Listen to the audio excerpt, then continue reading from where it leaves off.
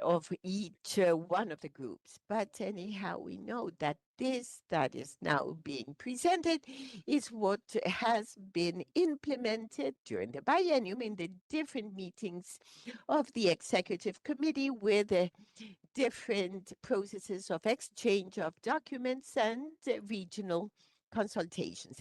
In the biennium that is ending, we had 13 working groups and documents referring to different topics, different types. There are handbooks, recommendations, guides, guidelines.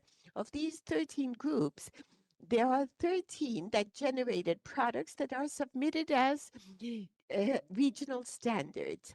First is the peer review mechanism of the Regional Code of Good Practice in Statistics for Latin America and the Caribbean, the practical guide for production of harmonized statistics on forced displacement and migration in Latin America and the Caribbean, and the manual on the use of administrative data and its integration for statistical purposes related to children and adolescents. Each one, given that will be subject to adoption, will be presented in detail. So now I won't refer to them, except say that for each one of the products, as they are subject to approval, we conduct a regional consultation process. You have all received this. You've seen it in your statistical offices. And this process generated a round of broad responses.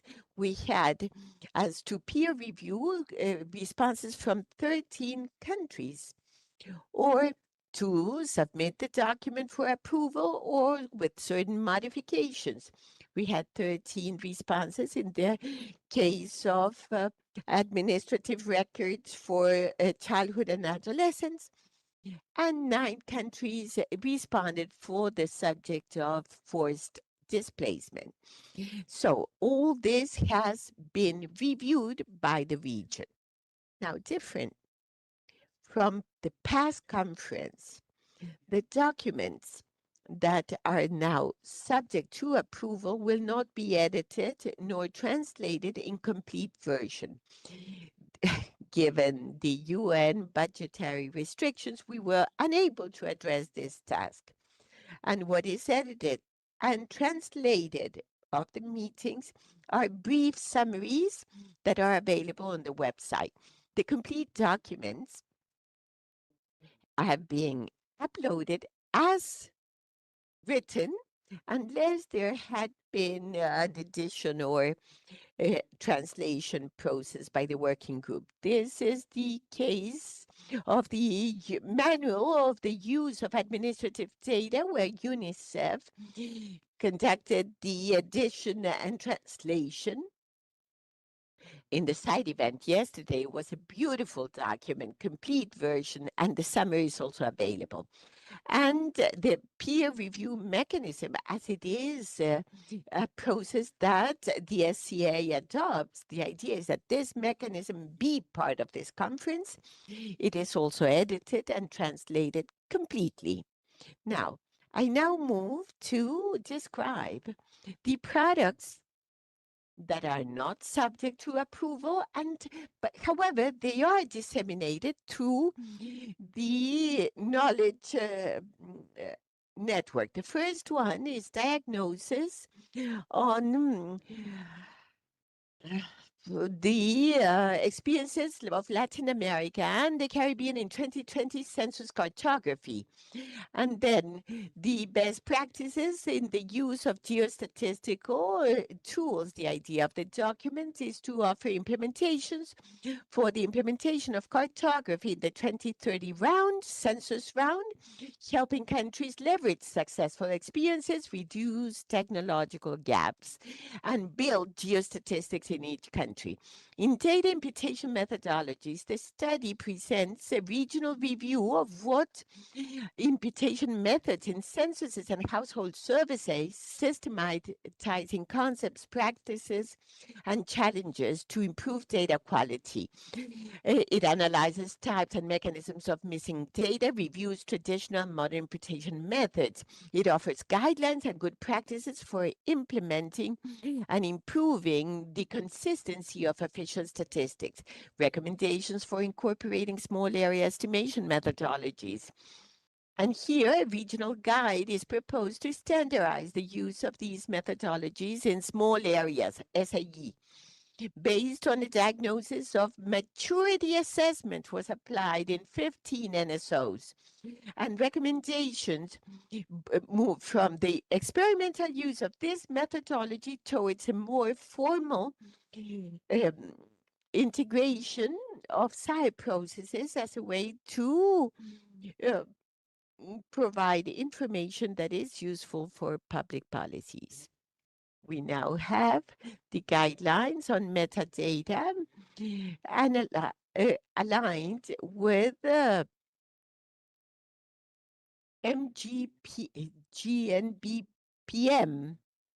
GSBPM, based on international standards and cross-cutting approaches. The idea of this document is to offer a scalable model to improve quality, traceability, interoperability of statistical production and support countries in the standardization of their processes. In the case of the toolkit for mainstreaming the gender perspective in statistical production processes, this product of this biennium is a supplement to the standard that was approved in the previous biennium. It is a virtual toolkit that organizes best practices, good practices to include the gender perspective in all phases of the statistical process. This group, with collaboration, consolidated resources into a microsite with clear templates, verified links, and a navigable architecture, offering practical tools to countries to incorporate gender perspective in the statistical system. We now have guidelines for development of an integrated system of well-being indicators, and this document proposes a common conceptual methodological framework for building integrated well-being indicator systems in the region, incorporating a multidimensional dimension and people-centered vision. The guide helps countries to prepare this information in order to follow and implement public policies that are well-being based. The next document is the diagnosis on measurement of dependent contractors and informal economy. And basically, it evaluates the level of adoption of international standards to measure both aspects, that is, of contractors and informality. And it was done based on consultation, comparative analysis, and regional workshops. The document provides evidence and recommendations to harmonize labor statistics, improve comparability, and advance in the measurement of new forms of employment and informality. Now we have the document with recommendations for strengthening official informational environmental statistics systems. This study presents a diagnosis of environmental statistics system, analyzing legal frameworks, institutional arrangements, human resources, and makes regional recommendations to improve governance, methodologies, and institutional coordination in the context of the integration and production of environmental statistics. Finally, not yet, two more. The diagnosis on area frames in agricultural surveys that brings together technical information of several countries of the region to assess the status of the agricultural sampling methods.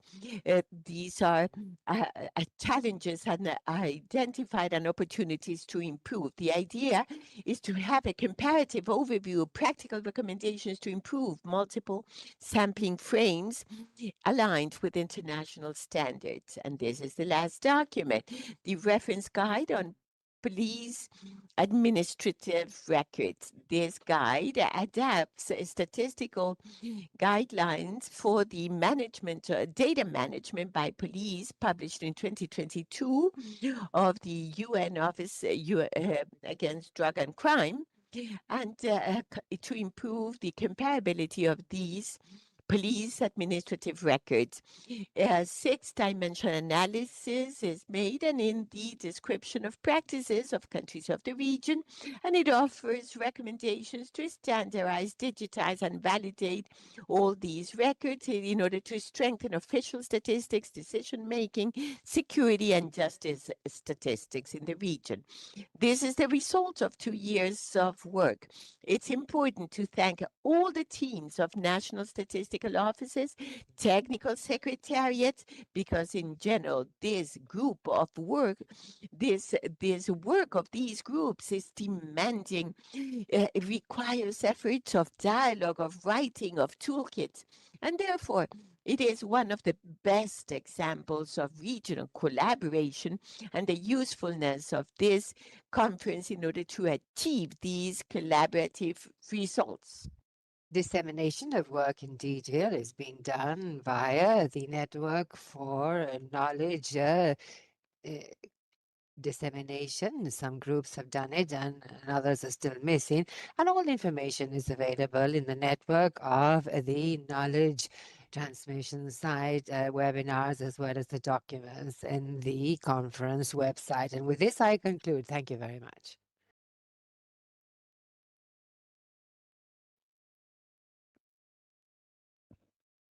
Muchas gracias. Thank you very much, Xavier.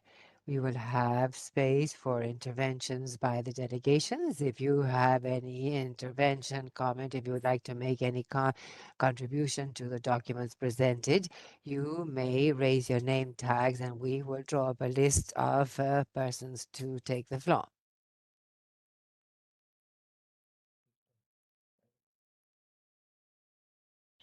Damos la palabra al And so we recognize Adrian Franco from INEGI, Mexico. Good morning. I hope you can hear me. With your authorization, Chair, I would like to thank Rolando Campos not only for the coordination throughout the biennium to achieve these outcomes that Javier Mancero has referred to, but also in particular to thank support by Mancero and Ocampo from the Statistical Division, and of course the work team and the reference guideline for police in Latin America and the Caribbean. As Mr. Mancero said, we worked on a very important document that allowed us to explore not only the administrative records of the region, we have an ample diagnosis with the engagement of ministries of security, police forces, and ministries of justice, the national statistics offices. And to say the truth, in many occasions, this was the first time that our statistical offices in the region were working jointly with the police, public security, uh, agencies, and it was a very relevant exercise. So in addition to thanking everyone for all this, I would also like to say that together with the statistical division, we spoke of the relevance of this document and an important decision, I believe, when I put this to you for consideration, of not including it yet as a regional standard, albeit ultimately the intention is to do just that, to turn it into a regional standard, but not right now. The reason for this has to do with two things. First, it is evident and known to practically all persons that our police instances, when they do administrative records, have been doing so in different formats, different systems, different catalogs, variables, and in many cases, there is no institutional fortitude to have good police records. So, in fact, the exercise in the working group has allowed many police instances from the region to improve those records. And having a regional standard should fall on very weak systems will not allow us to strengthen the work done, but really perhaps reveal weaknesses that over time will have to be improved on. And also, having spoken to the Statistical Division of ECLAC, it is important to tell you that we believe it could not be possible to have a regional standard without at ECLAC in the medium to long term. This will become inoperative on account of what the document aspires to and the reality that we face. And so the decision to taken is not considered, although what we have done, this should not be considered as a regional standard, but yes, continue to advance or progress to through what we call a follow-up group. We must continue to work with the countries.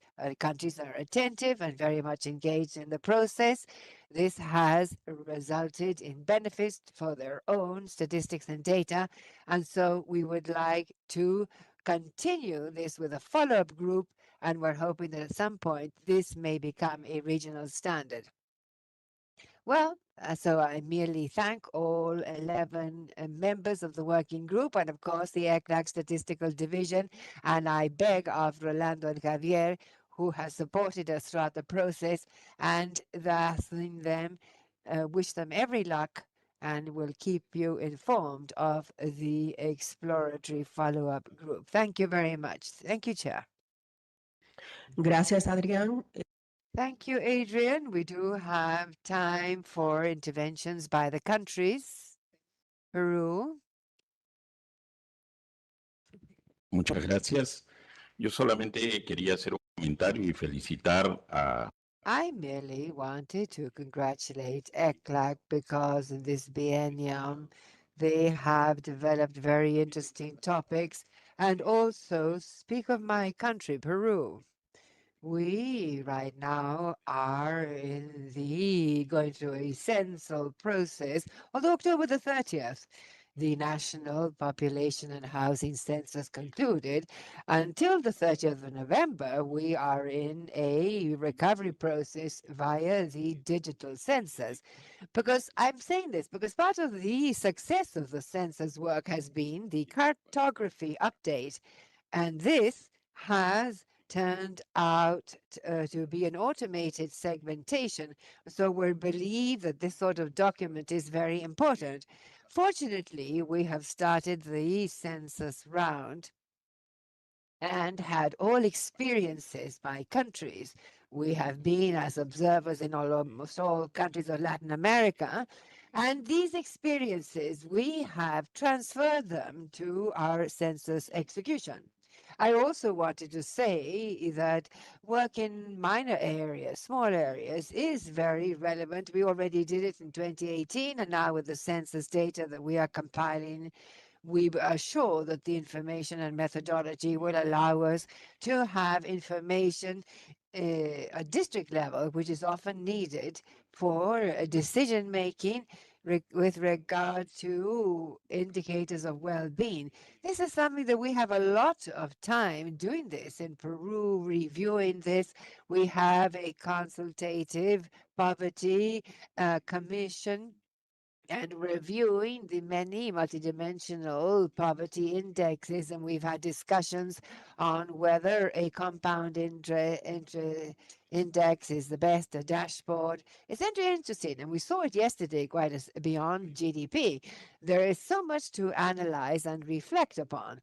Now, regarding informal economy, we have already had a satellite count on the informal economy, and the official environmental statistics, another challenge, and that we continue to move ahead with.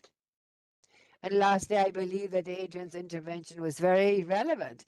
The truth is that I had never before seen meetings with the national police in Peru, but we have had meetings, and the statisticians, the official statisticians, have been there together with different areas of police forces in Latin America and the Caribbean. And that is in itself an achievement, because having the various entities that produce administrative records according to the Statistical Forum is in itself an achievement, and I think this must be congratulated. Well, thank you very much, Peru. If there are no further interventions or requests, no, it seems there is one there. Yes? Brazil, please. Yes, thank you and good morning. A theme that supplements what Peru has just said regarding the information. We have a controversy regarding the dissemination of microdata of the census sample. We made public in previous censuses the microdata of the census based on a sample. We do the universal census, and then we have a questionnaire, which is a sample. But the controversy emerges precisely from our concern regarding the possibility of the reliability of the anonymous data may be identified using new depuration techniques. And so this is the controversy that we are facing today. And even seeing possibilities of surveys have proven that reliability has been broken. I don't know if this is an issue that other countries have, because today, currently with AI and new methods, it is possible that the secrecy of the information may be violated with the new techniques available that and used against information that usually is not made public. Because the problem that we're facing, I wanted to share it because it is something that we're having to discuss. And even in terms of legislation protecting personal data that our country has since 2018. And there is questioning on the possibility of using data, and that violates the secrecy of personal data. Thank you. And now UNEP is recognized. Thank you, Chair. Good morning.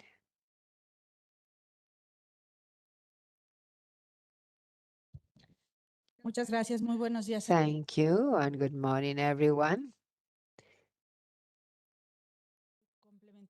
I would like to add and make a proposal regarding what was just mentioned by Marcio in terms of informing on the operational data, such as the censuses. We've been working in the data science laboratory on a synthetic data project that offers users a database that reproduces the distributions of the original database without being the original database. And so this allows you to be confident that the original data will not be handed over, and that given the progress made by AI and other techniques using large data numbers allows this. I was speaking about this yesterday with our colleague from, I think it was Bahamas. I don't recall exactly. We were talking about synthetic databases. Maybe we could think of organizing a seminar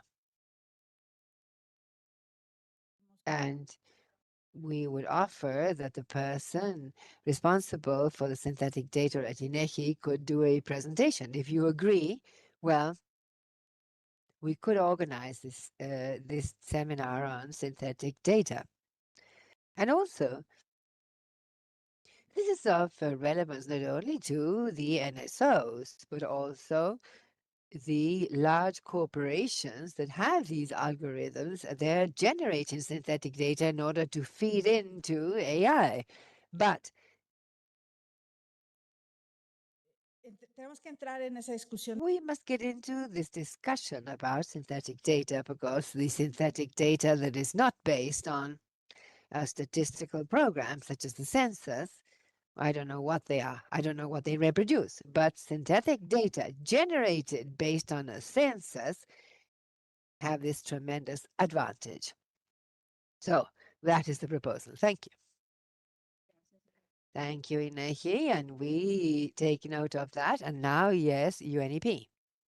Well, thank you. First of all, I would like to congratulate all working groups that ended the biennium, especially Costa Rica, for the recommendations to strengthen environmental areas in the area. And we, together with ECLAC, were secretariats of this, and we would be grateful for the impeccable leadership by this country. Regarding what was mentioned by the INEGI colleague and this new progress to make the most in view of the budgetary restrictions, and many countries have moved ahead with the typification of their administrative data. It's not yet finished by Mexico, but probably there is a chance of identifying environmental crimes and so begin breaking down to understand better the sort of crimes that are committed based on the police administrative records, and which opens up a new, very interesting panorama for the environmental authorities and also the legislative schemes in each country. Thank you. Well, thank you very much, UNEP. Chile is recognized.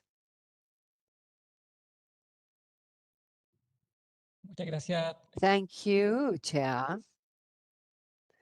We would also like to thank the various groups for the work, and we too are part of them. And this has been a great opportunity to move ahead in different dimensions, and we merely wanted to highlight the working group has brought us closer to the purposes, as mentioned by the colleague from Peru, to work with the police forces, with administrative records, security. It has been very practical, this work, and also we've had an opportunity to have specific thematic conversations, and that often the NSOs on their own don't, it's not always easy to access our counterparties in each country, those who have the administrative records of the police and the backing of the UN helps very much to have this conversation and this more fluid interaction. And then, speaking of the comments regarding the dissemination of census data, we're very close to sharing our database on the 2024 population and housing census and the progress made in administrative records. And all of this does create a risk in terms of the violation of the confidentiality. And so we've had great tension regarding what you disseminate, but at the same time safeguarding those who are our informants. And so for us too, this is a matter of great interest to be part and collaborate with the work and this done regarding the anonymization. As a rule, we have a data dissemination standard that is, of course, put under tension with the census data. But In that context, we would also, as an institution, like to put the network for the dissemination of knowledge at your service in order to prove on the work and exchange within the framework of this working space. And INE Chile is at your service in order to help coordinate the space. Thank you, Madam Chair. Well, thank you very much, Chile. And now we recognize UN Women. So thank you very much, Chair, and good morning, everyone. At UN Women, we would like to highlight the commitment and work by institutions party to the advisory group for the cross mainstreaming of this work. And also, we would thank you for the support given with the papers that will be closed this biennium, and we would like to thank the network for the transmission of knowledge, to echo all of the regional efforts being carried out, and of course congratulate all countries and persons who are part of the organizations that we have shaped. Part of the technical secretariats of the efforts been made over the last 2 years. Thank you, Madam Chair. Muchas gracias. Tiene la palabra UNODC. Thank you, UNSC. I would now like to join in to the thanks expressed not only with everyone here, but those at a distance. And regarding the work with the police, I'd like to highlight 3 things. The first thing, something that commented on by Peru and also Chile, in the sense of these working groups allow us to bring forward organizations that traditionally have not been part of the traditional programs or the structural aspects of, and this has allowed us to open up conversations with the different institutions. The particular case of the police forces, we were not totally exhaustive, but there are many institutions in the country. Brazil was a specific case, and where we had 4 police forces. In the case of Mexico, with 32 state policemen. But nevertheless, we were able to coordinate this and bring these institutions to the table. And also thanks because the teams, and in the case of Brazil, this was a particular challenge regarding the translation of the guidelines that we already had in UNDC in Spanish as well as in English. And we have another proposal in Portuguese, and that we're hoping that will be available at the start of next year and be formally published. And lastly, I would like to thank the countries that were working in the working group, not only in these sessions, but also accompanying the Institute in different technical meetings, such as the case of Uruguay. I think that the teams there, we asked for 8 or 9 meetings to discuss and find good practices. And lastly, engagement by other members of the Statistics Commission were not part of the grouping work. Thank you very much. Muchas gracias. Vamos a tener. Thank you very much. We have 2 more participations. Ecuador, please. Hola, muchas gracias. Hello, thank you very much, Madam Chair. I would like to point out here the results Ecuador has had for the biennial program. In the case of Ecuador, we have worked with administrative records, we have a methodology, and we have the base population registry, and we have a new project for Galapagos, an insular province because of its conditions. It is very well controlled as to people who come in or leave the island. So we have very good updated information about that island. And we also have tourists, a floating population. It changes every 2 weeks. It's different people, but there's a population stock that needs services from the state. So thanks to this work that we've been carrying out together with other countries, we have concluded this registry, and now we have a new project. Thank you very much. Thank you, Ecuador. To close this part, Dr. Rolando Campos. Thank you very much. I would like to mention regarding the summary presented by Xavier. I would also like to thank the joint support that the different agencies, funds, and programs have given us to give continuity to our work as technical secretariat. Migration, ILO, UNEP, UNODC, FAO, UNICEF, ACNUR, also from ECLAC, the Gender Division, CELADE. We develop a joint effort to be able to carry out this work and to be able to reach good conclusions, which has been the case in the last 2 years. This is not only work of the Statistics Division. As technical secretariat, we work with all of them, and we work with the different agencies and the different divisions, and this is fundamental to carry out these efforts. So on behalf of the Statistics Division, I wanted to thank you all. Thank you. Thank you very much, Rolando. Now we will have the presentation of 3 documents that will be submitted for the approval of this conference. They will be in charge of Colombia, Honduras, and Chile.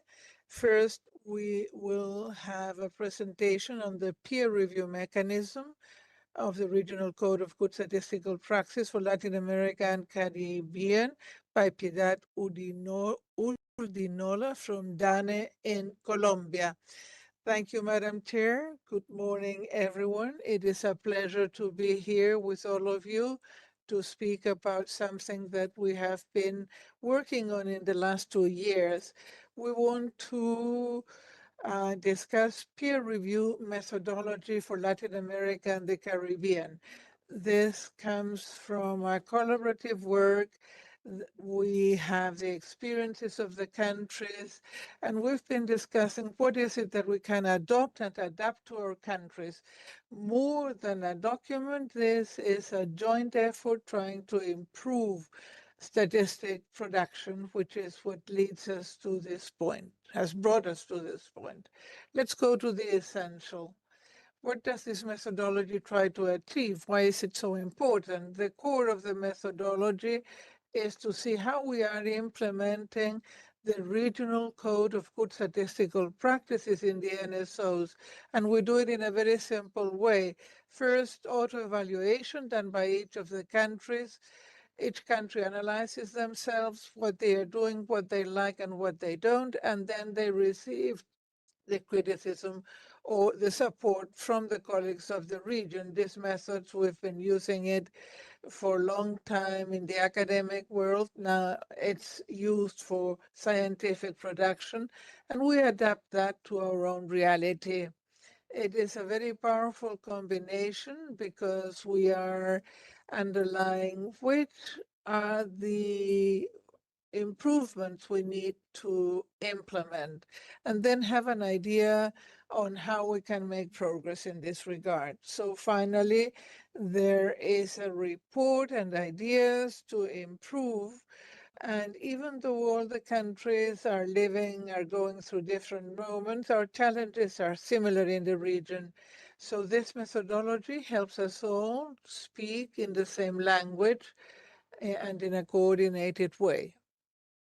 As any process, there's a background. I will summarize it. This proposal was built based on the work with the different countries, and we had 2 fundamental pilots, one in Dominican Republic, where we tested the initial structure and we tried to find out what could work and what not. And then Ecuador, we validated what we had adjusted, and this allowed us to evaluate how to perform the interviews, how to review the evidences. These pilots gave us important inputs because this allowed us to listen to the users, to the peers that evaluate. And so today we have a technology that is mature and applicable to the rest of the region. So we have 7 chapters. This is a conceptual framework for peer review. This first part is aimed at the different zones that coordinate statistical efforts, and the idea is to go stage by stage.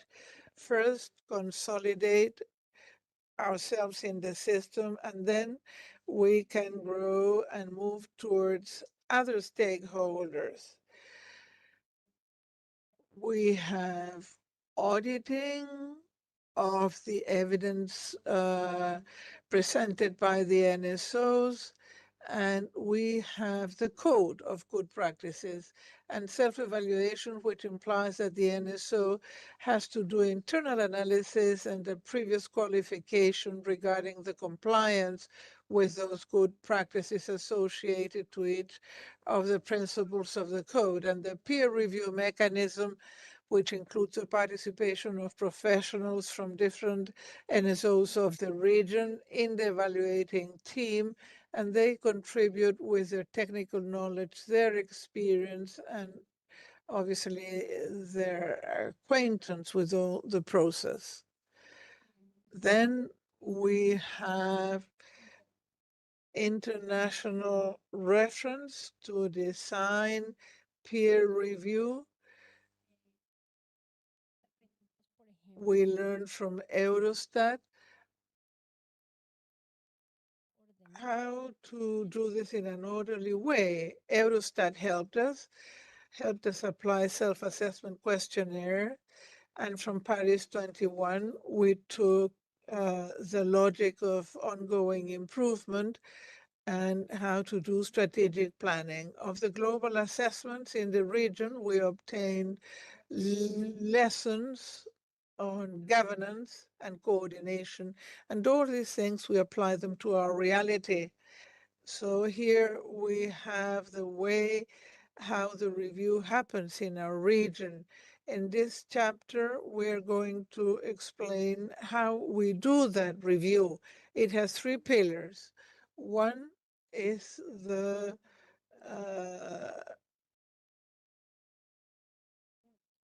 community that becomes evaluators. We have to strengthen capacities, capabilities, and we need to be connected as a region. The second point is the selection of countries in a transparent way.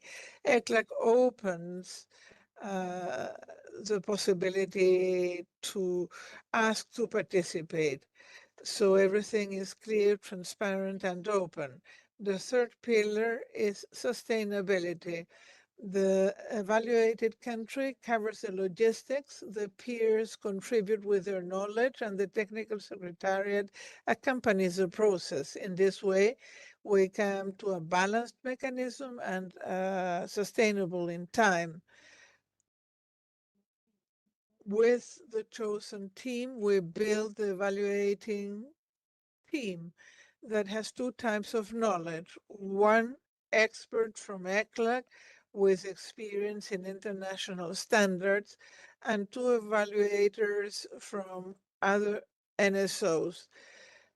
Also, we have an expert from the evaluated country, and even though that person is not part of the team, that person provides context and local understanding. It is this diversity of stakeholders in the review that allows for a technical independence, understanding the local reality, and that allows us to come to an evaluation that is well adjusted to the reality of each of our countries. Even though we're very similar, we have different realities. Here we have the core of the process, the peer review. We have different stages of the peer review, and we have 4 activities. First, self-assessment. Each country reviews 104 points and produces an evidence-based qualification. Then the user's assessment, how we implement this, who are our users, who depends from this production we will have. Then it's on-site visit, 3 days, very similar to a mission. We need a previous preparation by the evaluators team to, and we need answers to what the evaluated country needs. Here we have interviews with the assessed persons or agencies, and we have a good dialogue with the users. This is key because it allows us to go deeper and clarify information. And finally, we prepared a preliminary report, and with the necessary adjustment, we obtained a final report. So all this process leads to this final report, organizing the findings in 3 big categories: strengths, opportunities for improvement, and aspects that require priority attention. It includes the points of view of the users, a description of the statistical system, and a comparison between the self-assessment and what peers find. It is more than a diagnosis, it is a roadmap that helps guide decision making and prioritize activities. And to conclude, the last chapter has 2 key elements. The first one is the improvement plan. Each country builds this based on recommendations. And the second one is follow up every 2 years using simplified self-assessment. This keeps the process alive without the requirement of yearly visits. And in this way, progress consolidates. So summarizing, I would just like to offer to you this methodology, which is practical, sustainable, to strengthen the quality of statistics in our region, to promote dialogue amongst us. It is a tool that has been built by us, constructed by us, the countries of Latin America, based on mutual learning, trust, and horizontal cooperation. Thank you to the Technical Secretariat, thank you to the countries that participated, and thank you to this conference that promotes this kind of work.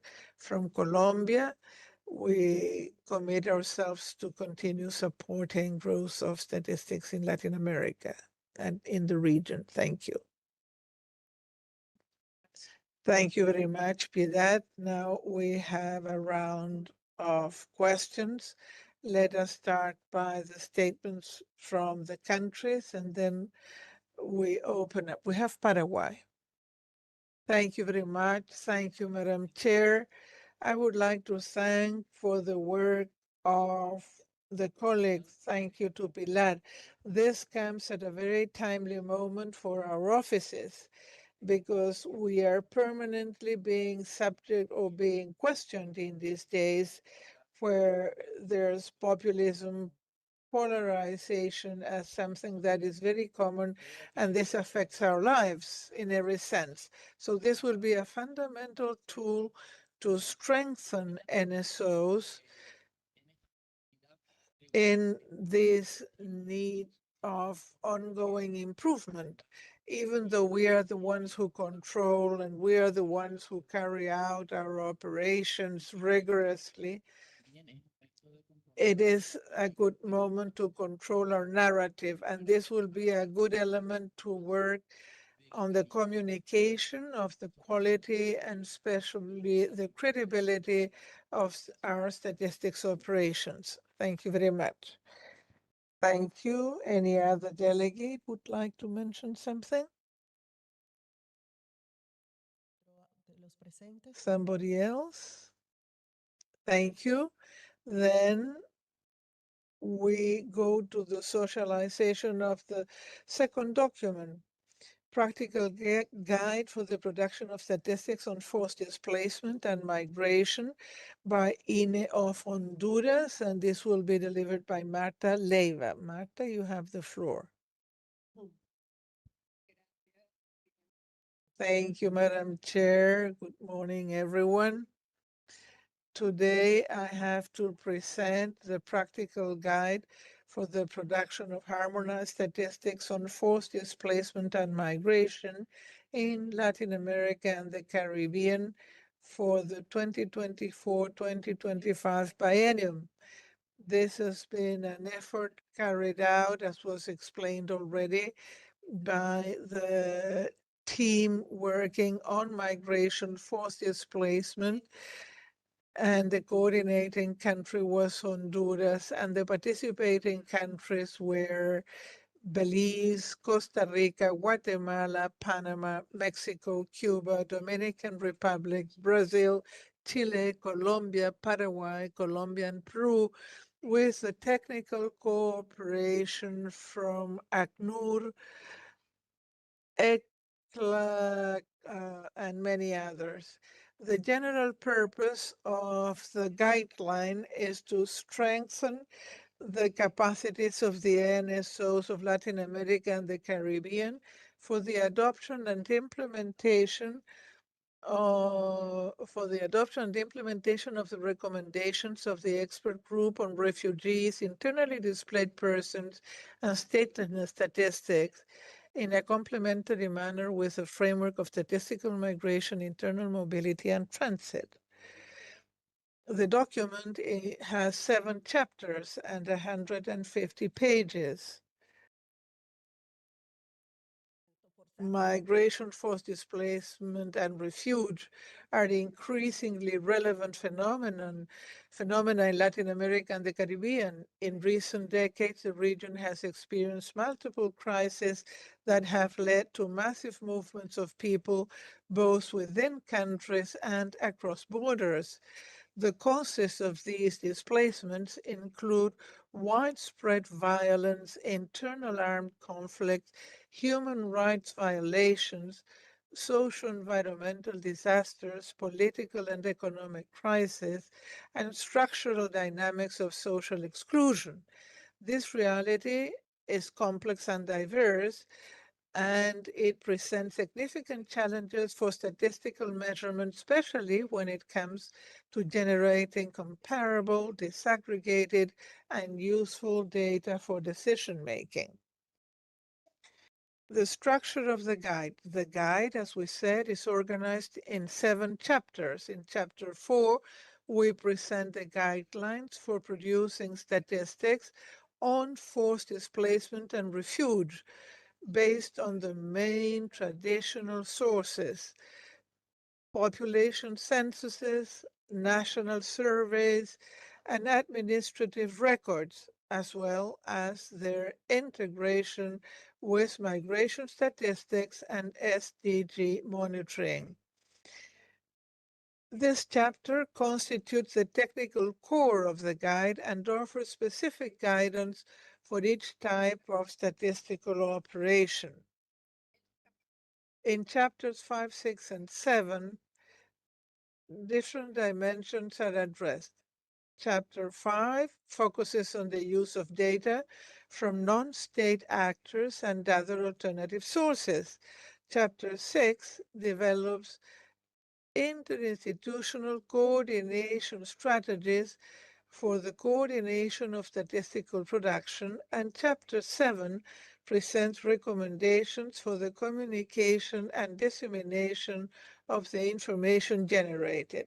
Taken together, these chapters provide a comprehensive framework which allows to move towards more inclusive statistical systems, interoperable and oriented toward rights.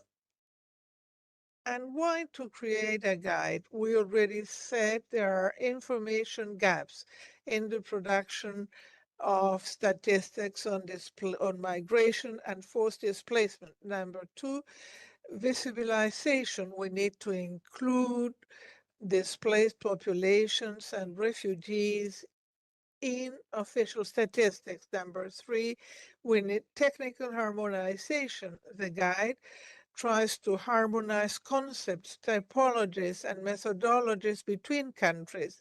And number 4, regional cooperation. The guide offers a common framework for cooperation and exchange of experiences between countries. This guide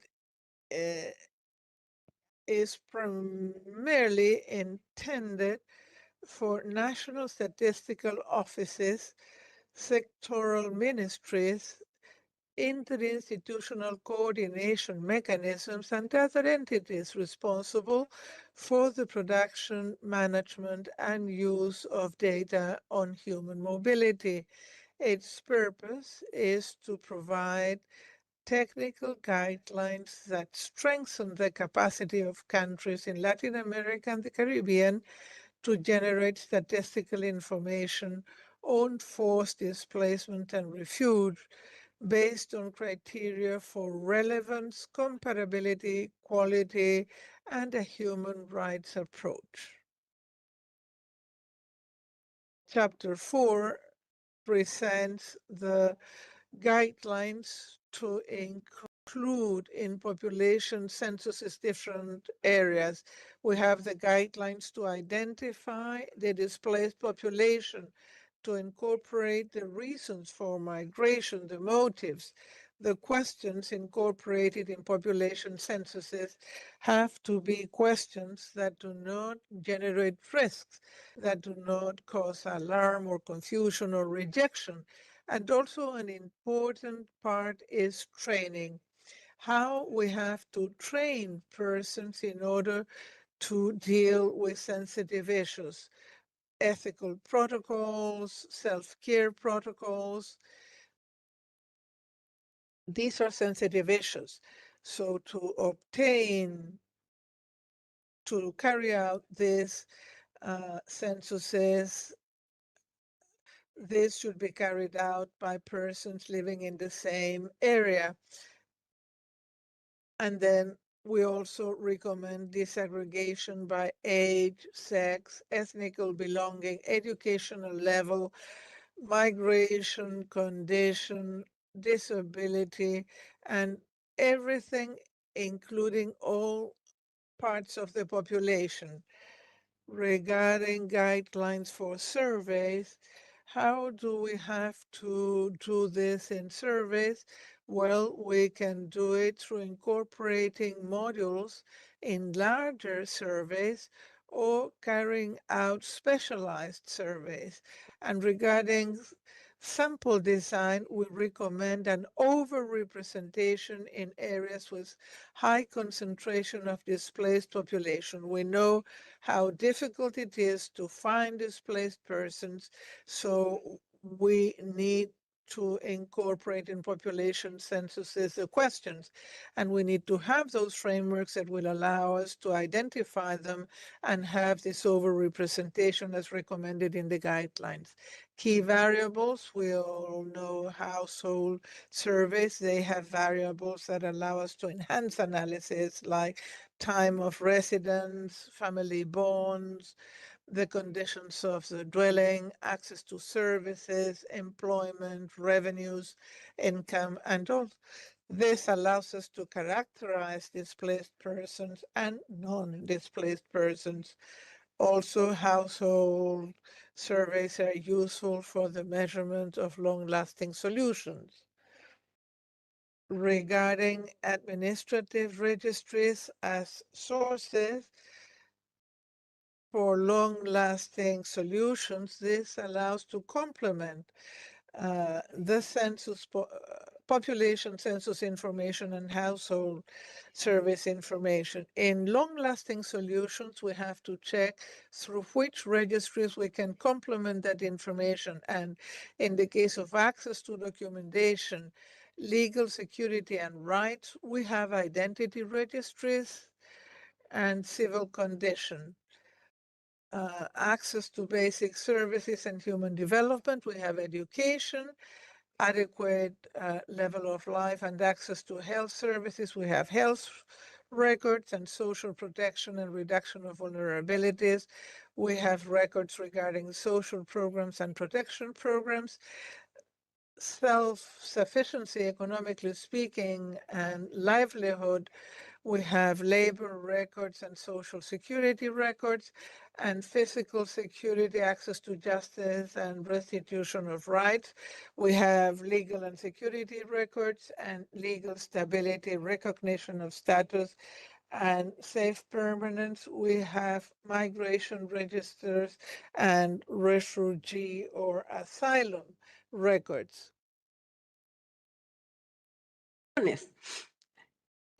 Síntesis de aporte.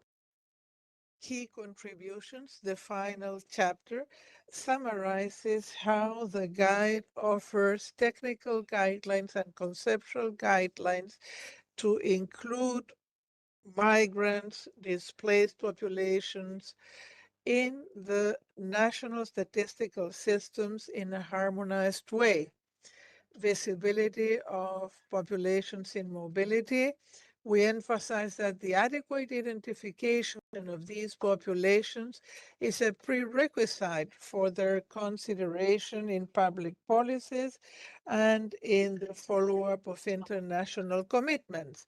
Regarding harmonization and international movements, the recommendations try to align the statistics of the countries, like the IRS, IRIS, IROSS, and SDGs. Cross-cutting approaches, we have the importance of always maintaining a rights-based, gender-based, and intersectional approach in the production and use of statistics, and that is highlighted. As to institutional strengthening, the chapter emphasizes the need of cooperation, interinstitutional cooperation at national and regional levels, both to guarantee quality of data as well as to move towards interoperable registries. General recommendations. It is recommended that countries adapt these guidelines to their national realities to conduct pilot projects and tests, establish clear governance frameworks, and will promote the exchange of regional experiences. Future outlook. The guide is considered as a dynamic tool that should be updated as migration and displacement phenomena evolve and promotes international cooperation as a central axis. Next steps. Once the document has been approved by SCA ECLAC, the Institute of Statistics of Honduras undertakes to produce a layout in the first quarter of 2026. And between the second and third and fourth quarter of 26, we'll hold socialization events with the owners of the regional in Latin America or other international spaces where the agenda of migration forced displacement is placed. EGRI's task team will support the process. Thank you very much. Thank you, Honduras. Now we will open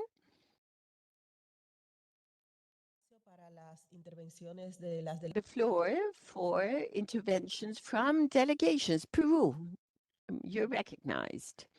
Yes, thank you. I think this work that has been led by the Statistical Office of Honduras is very important. We, in 2017, in the population census, we identified 50,000 Venezuelan citizens living in Peru. And then some years later, it was 1 million Venezuelan citizens. So with this, we conducted several strategies in order to describe migrant population, and precisely with the support of ACNUR, IOM, World Bank, and other institutions, other international agencies, we have conducted specialized surveys. And now, the difficulty of these surveys is the sample frameworks. We were doing a survey of national employment and registries, and we found in this registry several homes with Venezuelan citizens, but also the Migration Office provided that information. And thus we drafted a framework. Now, based on this framework, we've conducted 3 specialized surveys. In the last one, we are measuring poverty.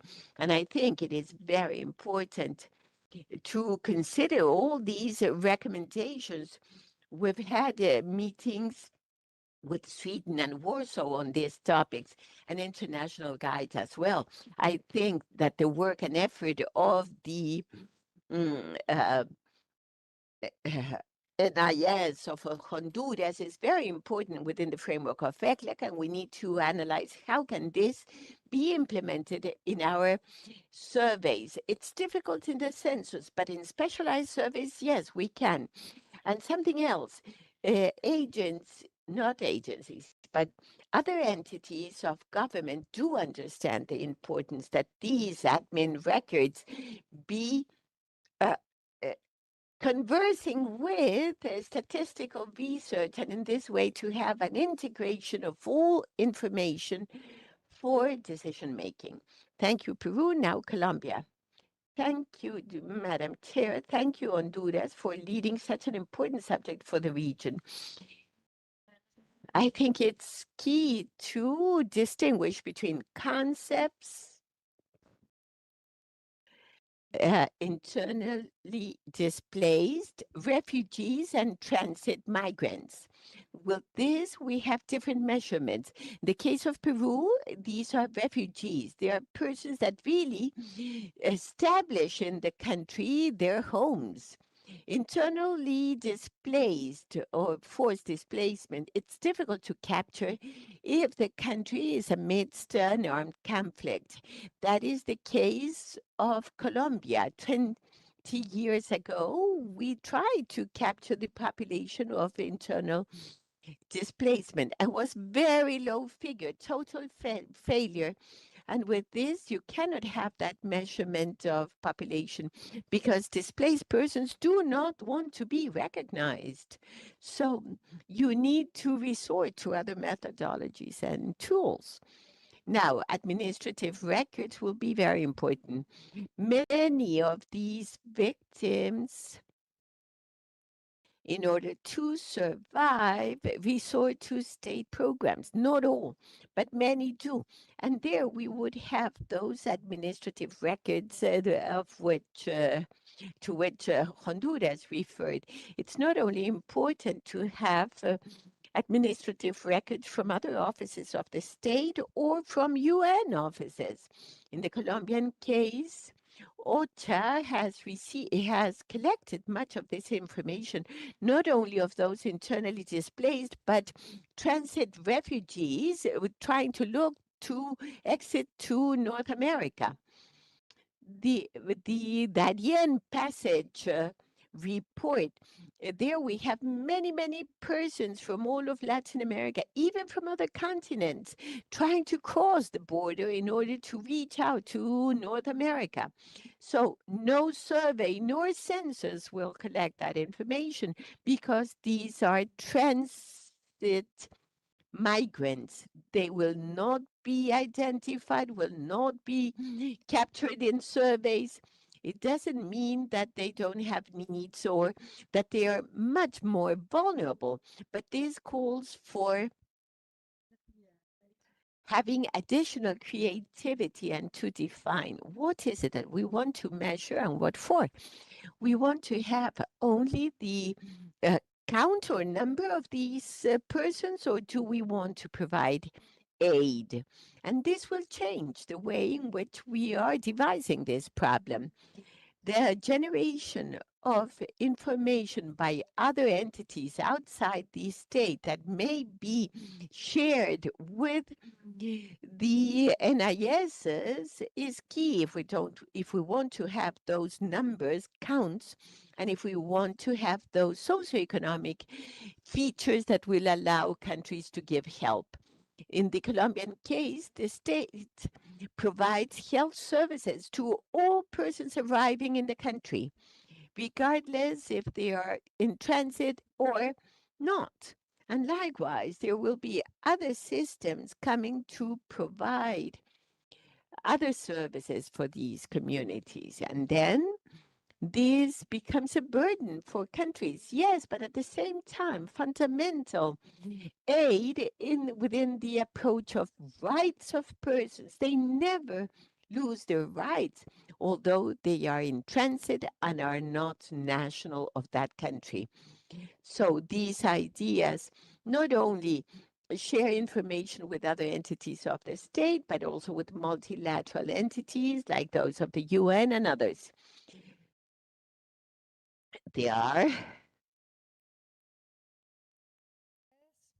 network samplings, yes, other methodologies that have been defined since 2016 in academia, and it has worked very well in order to have samples of minority populations and that are difficult to measure. In DANE, we have been conducting a design based on these methodologies in order to measure the LGBTQ plus populations. And this can contribute to the work we are doing and see what is the objective. Do we want to measure refugees, displaced persons, or or passage migrants that cross our countries? And what do we want to know? The volume, the number, or description? It's not a trivial matter. It is a deep one and calls for enormous efforts. Thank you. Thank you, Colombia. If any other country would like to comment.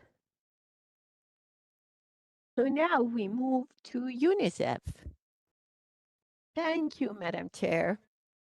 First and foremost, congratulations, team of Honduras, for your leadership and the members in the working group of forced displacement and migration. The guideline is major contribution to measure migration, and from UNICEF, with the children's perspective, we want to work jointly with you. From UNICEF, we lead the International Alliance for Data of Children in Movement. It's called IDAC. And it is an alliance that is made up by other agencies, in ACNUR, International Migration Office, organization, EU and others. And in this alliance, an important guide has been produced insofar as indicators of children in movement, trying to seek harmonization of these indicators that are so important for a more appropriate detailed measurement. And I wanted to say that last week in Panama, we had the first regional workshop for Latin America and the Caribbean, and we worked with country teams that are members of the Alliance: Honduras, Mexico, Chile, Colombia. Panama was also present as host country. And in this workshop, 2 items were highlighted and relevant. The need to harmonize indicators, countries share their experiences on the national challenges insofar as identifying what are you measuring. Did the child cross the border? Did not. The child stayed behind. Parents went forward. What? And in the IDAC, this alliance has been very relevant in order to align or contribute in order to generate alignment of all these measurements. And an important subject that emerged in the workshop, and the participants were national statistical offices, but also national institutions working in migration or children topics. We worked together with the different parts of the national statistical system. And in that meeting, it was identified the need of integrating data, administrative data related to migration, and the very important role of NSOs to lead this effort to provide or guide other parts of statistics towards this concept harmonization and recurrent, aligned, and precise report. Thank you very much to the teams, and we are open to identify areas for cooperation. Thank you. Any other intervention?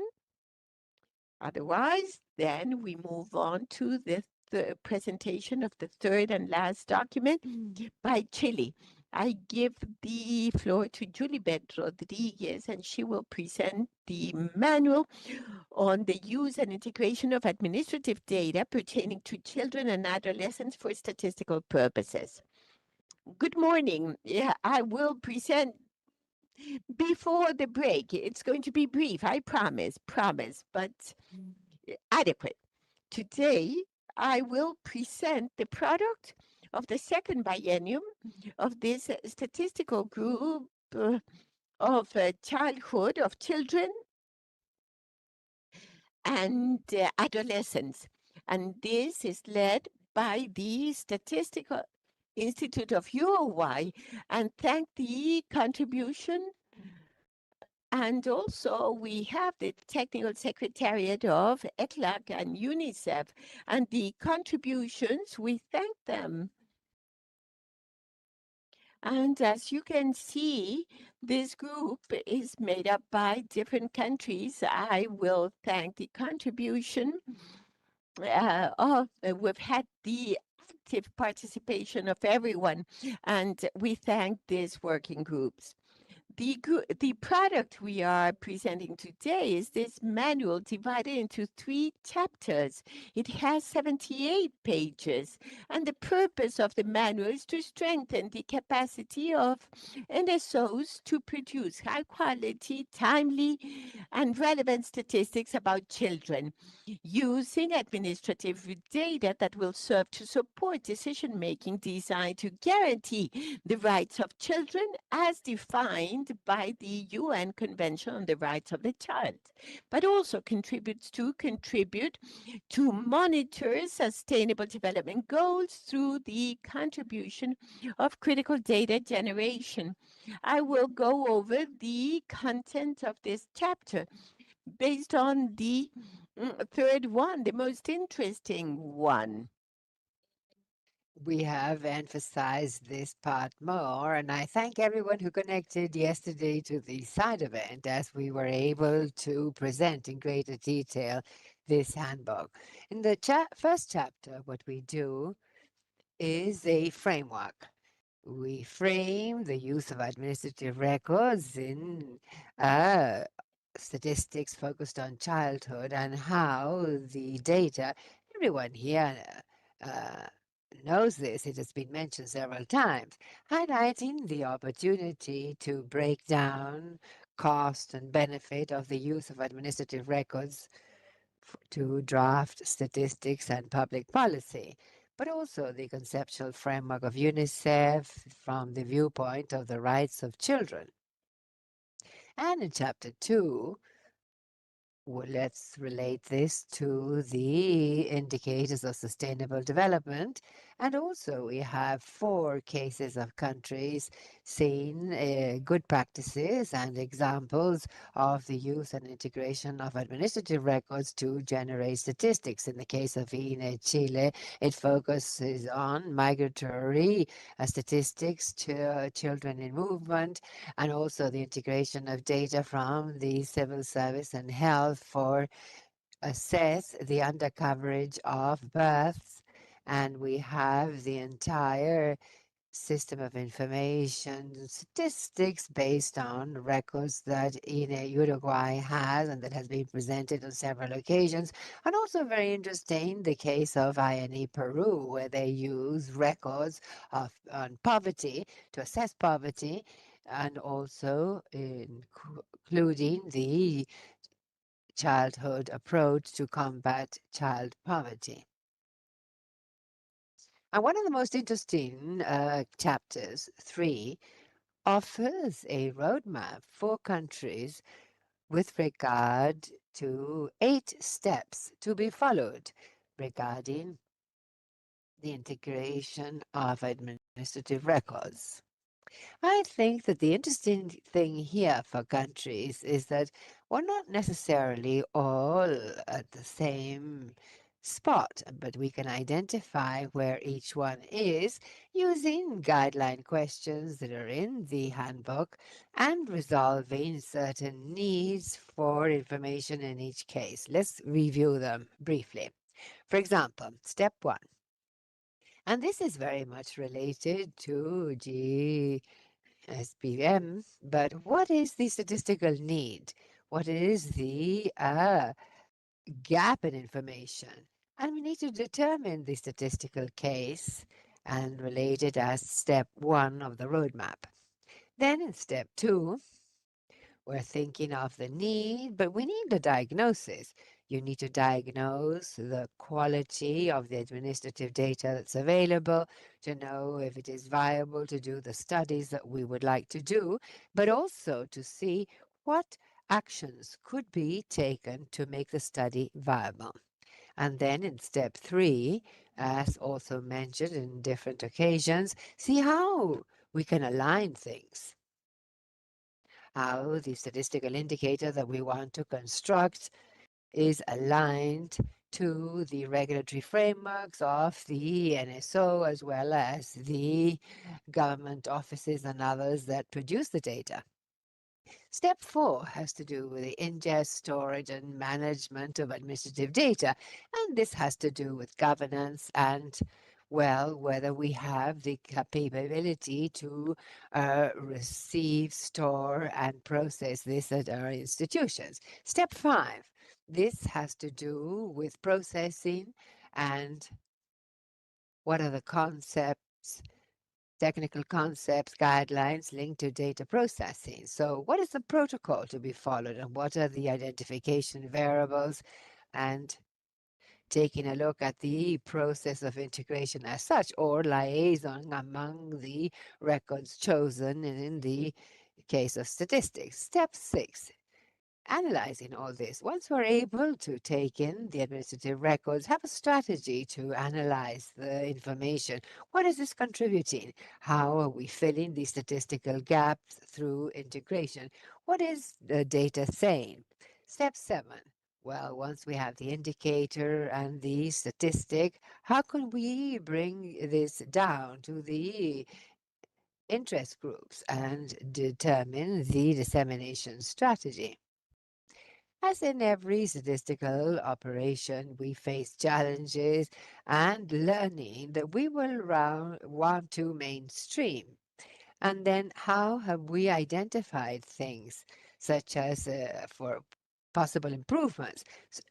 Basically, how to scale up our successes and also how to address steps where we could improve things.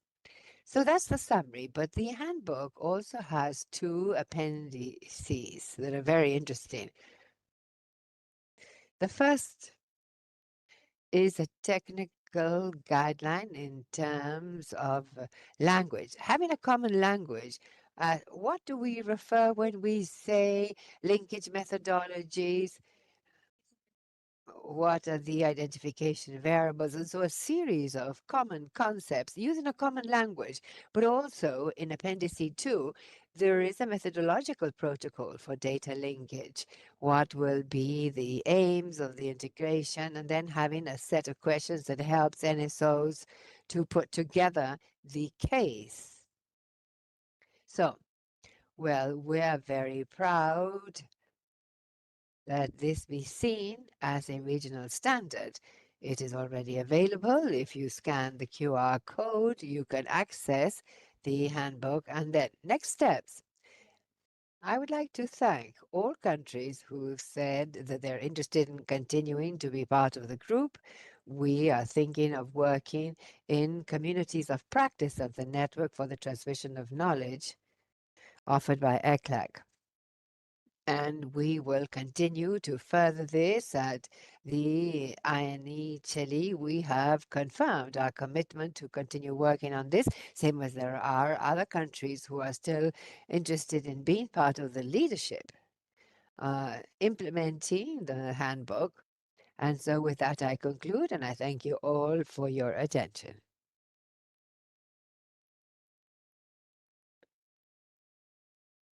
Muchas gracias. Well, thank you very much, Chili. We have a bit of a delay, and so we will ask the uh, round of interventions be as brief as possible. Let's begin with the countries.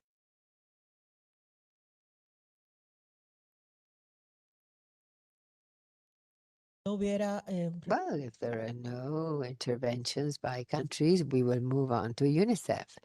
Well, thank you very much, Madam Chair, and thank you, Judy, for that presentation.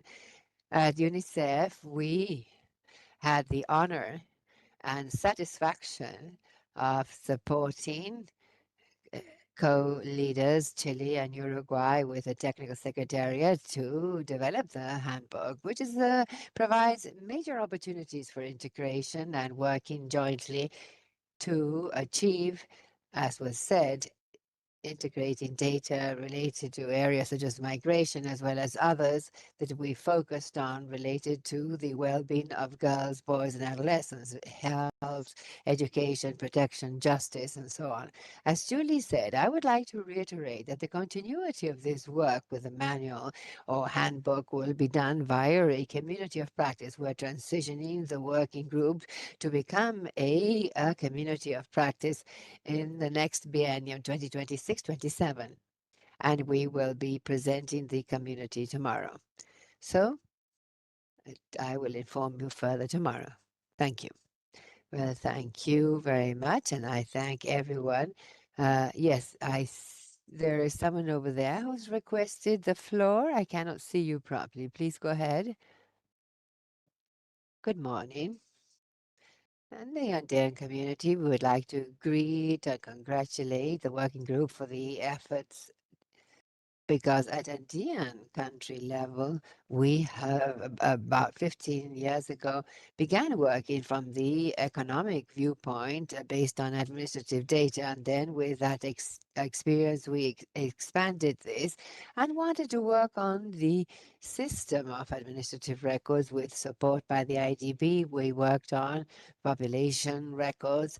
And as a result, we saw that we needed to move on to practice. We'd made a lot of effort in terms of inventories and data analysis, and we wanted to start working on a specific case, a particular topic, and for that,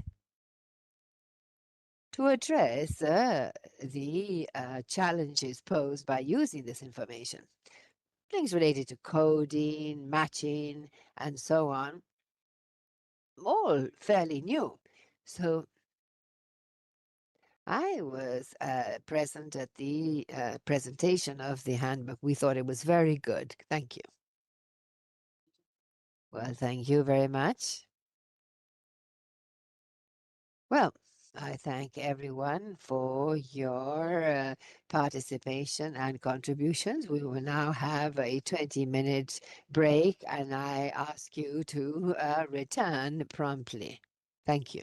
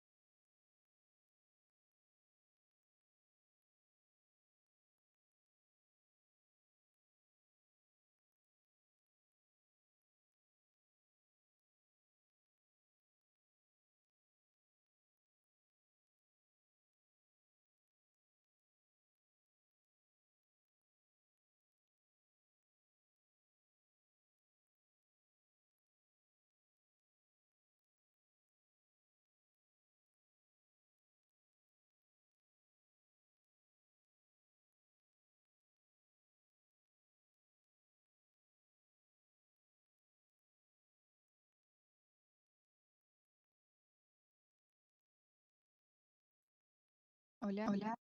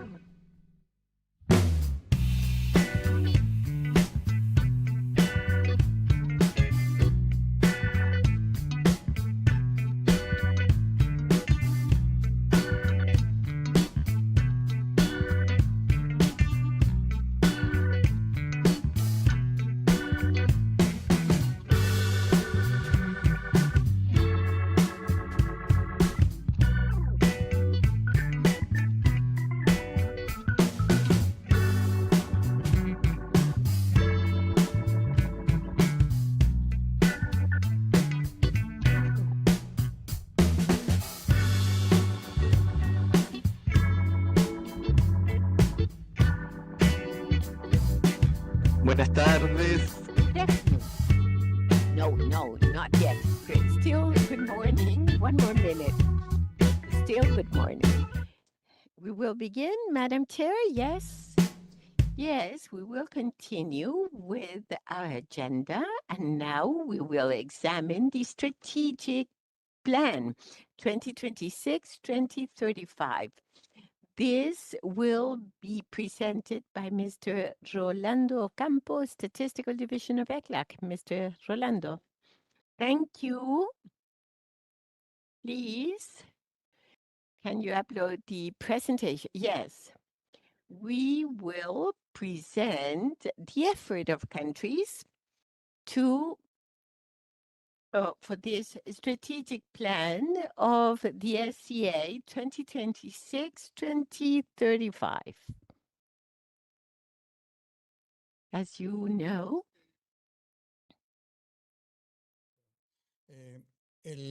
este proceso this process began a couple of years ago when, during this administration of under the chair of Dominican Republic, and the work began in order to reach this meeting. This is the agreement to start already the strategic plan 2026-2035. What we will be discussing today is how this advisory group was established, what was the evaluation of the 2015-2025 strategic plan, what's the diagnosis of the current situation of NSOs in order to make this presentation. So we used some tools. First thing we did was interviews, in-depth interviews with 11 NSOs and 3 regional statistics experts. Some former presidents of the, or former chair of the committees of the SCA. Also, we had online questionnaires sent to all NSOs in Latin America and the Caribbean. And also, we reviewed the literature on subjects of SCA. Firstly, advisory group. Then it was defined through a regional call. The idea was to create an advisory group to support the process of updating the strategic plan.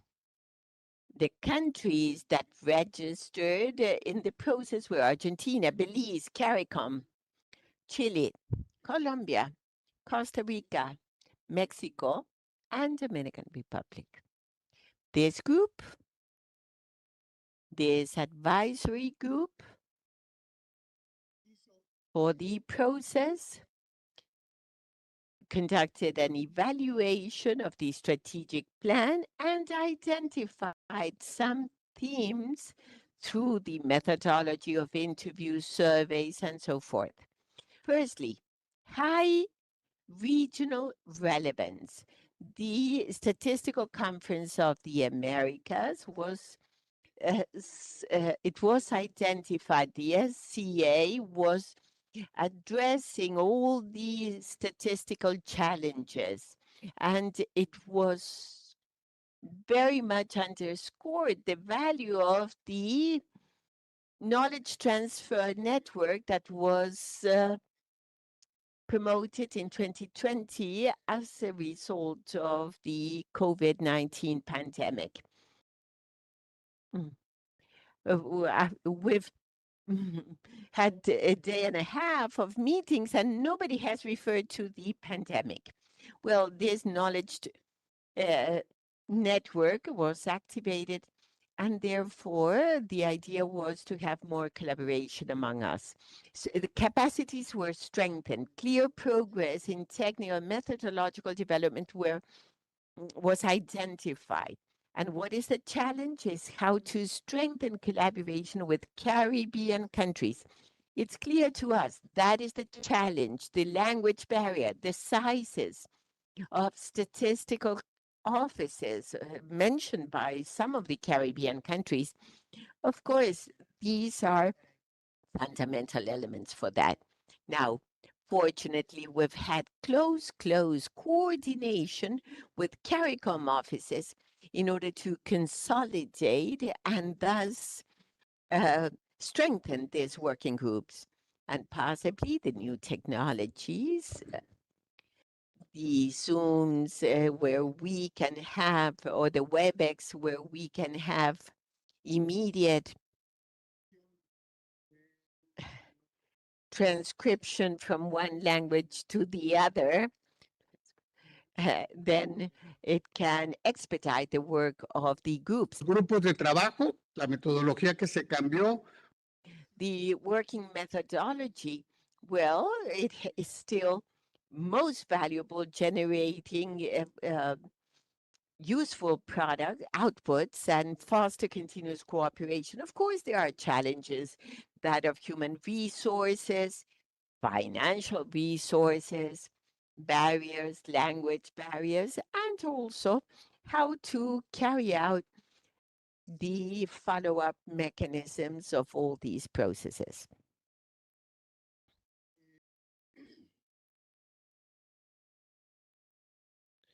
También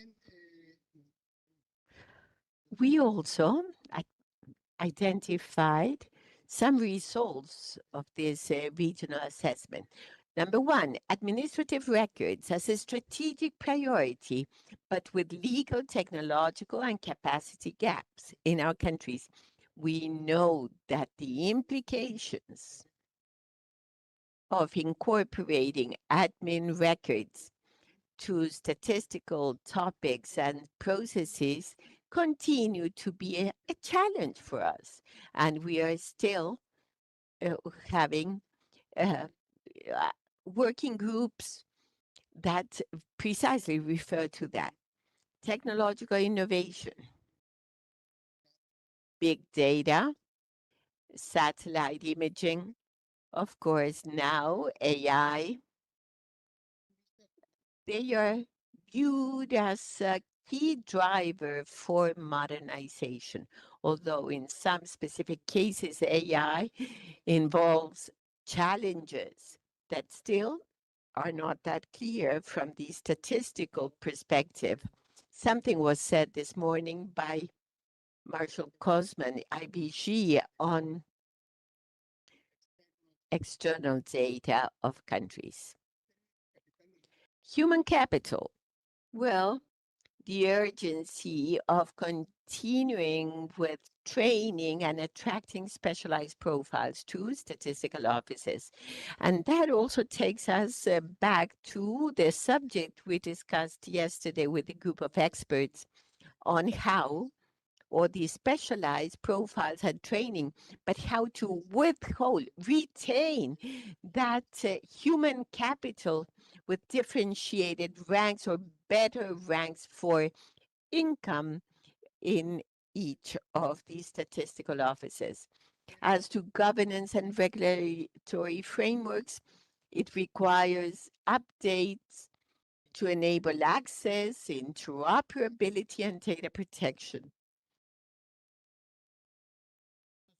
This is not one subject unique to our region. You know that the statistical committee and advisory group was approved for the monitoring of the fundamental statistical procedures that has to do with governance and supporting countries in these terms.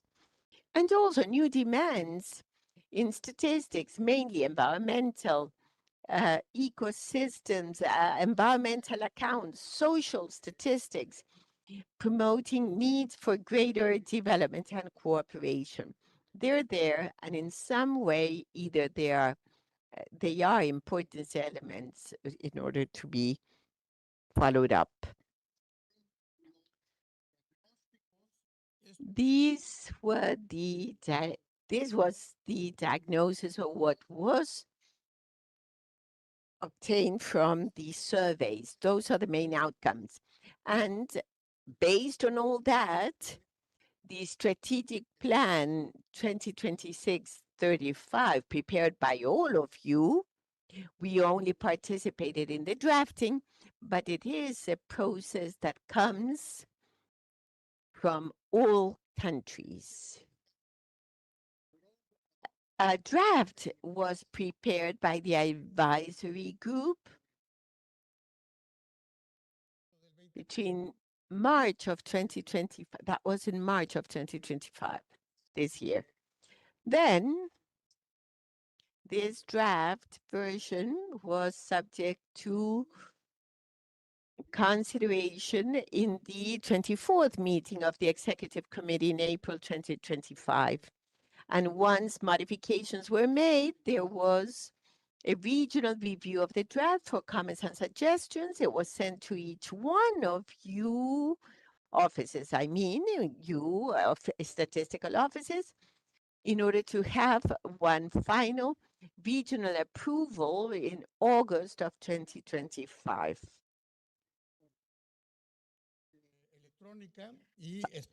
Regional approval, virtual, that is, but via internet.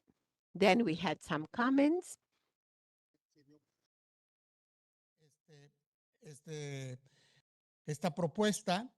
So this proposal was approved with the idea of being presented in this conference, Statistical Conference of the Americas. And values. The values that were incorporated to the strategic plan 2635 were, of course, those established in the fundamental principles of official statistics endorsed by the General Assembly of the United Nations and the Code of Good Practice in Statistics for Latin America and the Caribbean. This was the core values of this strategic plan. Now, the mission of this strategic plan is to strengthen national statistical systems of Latin America and the Caribbean through enhanced institutional development, technological, methodological modernization, and the production of relevant, accessible, and reliable statistical information. In terms of vision, or outlook, or vision, what we would be expected towards 2036, those of you sitting around this table, well, the vision we have for 10 years is that countries of the region will have strengthened, integrated, and innovative statistical systems, grounded in solid and autonomous institutional frameworks. These systems will be capable of producing and disseminating high-quality, timely, comparable, and accessible statistics, always aligned with international standards and designed to respond to the needs and demands of an informed public. And the four main general objectives are enshrined here. First, strengthen statistical institutions with modern frameworks, sustainable financing, and highly skilled teams. And those specific objectives are first, update regulatory frameworks in line with regional and international standards, strengthen data governance with ethics, protection, security, promote good practices through the regional code, ensure sustainable financing for national statistical offices, promote ongoing continuous training in advanced technologies and methodologies, develop and retain professional talent. The second general objective is to modernize statistical production with innovative technologies, new data sources, and updated standards. And with these specific objectives, one, adopt advanced and technological solutions across the entire statistical cycle 2, integrate administrative records and non-traditional data sources. 3, strengthen statistical geospatial integration. Number 4, update methodologies and classifications according to international standards. For example, the 2025 National Account System produce information on emerging regional topics for the region. Of course, of great significance is mainstreaming gender, ethnicity, and diversity in statistical production. The third major objective, general objective, is to ensure that official statistics are accessible, understandable, and useful for all citizens. And with specific objectives, the following. 1, develop innovative dissemination visualization strategies. 2, adopt open data standards in order to have greater availability and interoperability. Number 3, promote training and statistical literacy for diverse audiences. Very important subject, that one. And number 4, foster collaborative participation of civil society, the private sector, and academia. We had said something about this a few minutes back on how to strengthen the work with the private sector and keep on driving this exercise with the private sector in what we presented alliances or partnerships with private sector to seek this information. And it is here where we need to emphasize this process. And number 4, the fourth general objective is to position Latin America and the Caribbean as an international benchmark or reference in statistical cooperation. Number 1, strengthen the KRT and working groups as collaborative spaces. Increase regional participation and leadership in global forums. 2, see how the network, the knowledge network, the network is an effort of each and every one of us. It is an instrument of the Statistical Conference of the Americas promoting this. Thanks to the support of Chile, we are conducting all of this work. Yes, increase regional participation in global fora. Very important subject for this. Promote cooperation projects among countries, harmonize processes and standards to improve regional comparability. We were fortunate in that our conference is held in these dates, the 6 months when the expert group for Beyond GDP is meeting, and the co-chair and one of the experts could have been with us. And this means strengthening Latin America as a reference for technical and statistical cooperation, how each one of us was able to present concerns and setting a clear agenda of statistical needs for the Beyond GDP process. Also, within the program, the decision was made of generating 20 monitoring indicators, one for each specific objective. And based on these indicators, it was decided to create a follow-up questionnaire that will be designed and applied every 2 years with the idea of presenting a report in each statistical conference of the Americas about this process. This questionnaire will also serve to establish a baseline by the end of 2025. That is, from here until December, we will be sending a questionnaire proposal so as to set a baseline and thus conduct an evaluation starting in the years where we have it ready. no predetermined quantitative targets are established, recognizing the different contexts and capacities for progress of each country.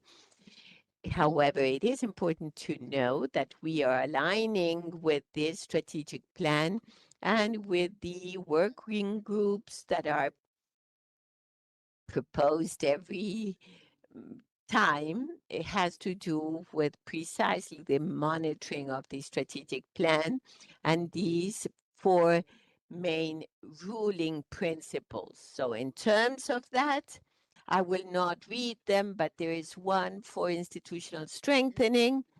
This is what we will measure: legal frameworks, governance code, regional code of good practices, successful financing of NSOs, retaining talents. In innovation, we will measure implementation of advanced technological solutions, use of administrative records and new data sources, statistical geospatial integration, methodological and operational updates on emerging topics, production on emerging topics, and incorporation of the gender perspective. Third, dissemination strategy, availability of open data, literacy, formal participation of civil society, academia, and the private sector. And we are going to continue seeing this. And fourth, regional cooperation.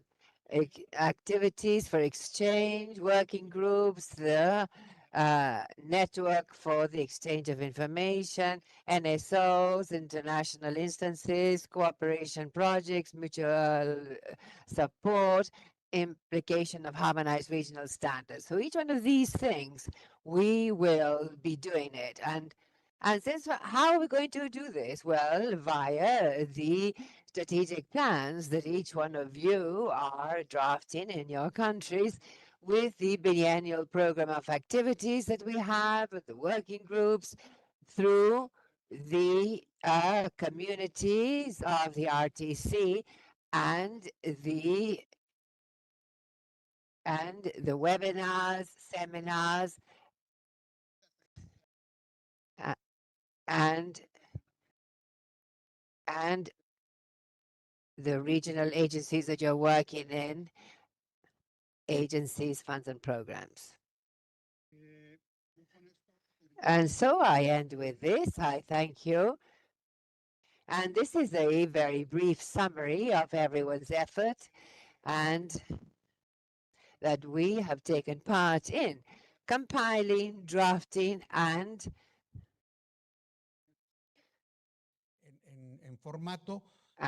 formatting regarding the strategic plan 2026-2035. And with this, it says review and adoption.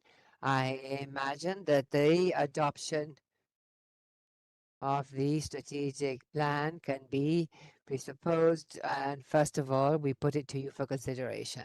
Very well, thank you, ECLAC, for this overview of this very relevant document. First of all, I would like to allow space for delegations for any comments, and then we will move on to the adoption of the plan.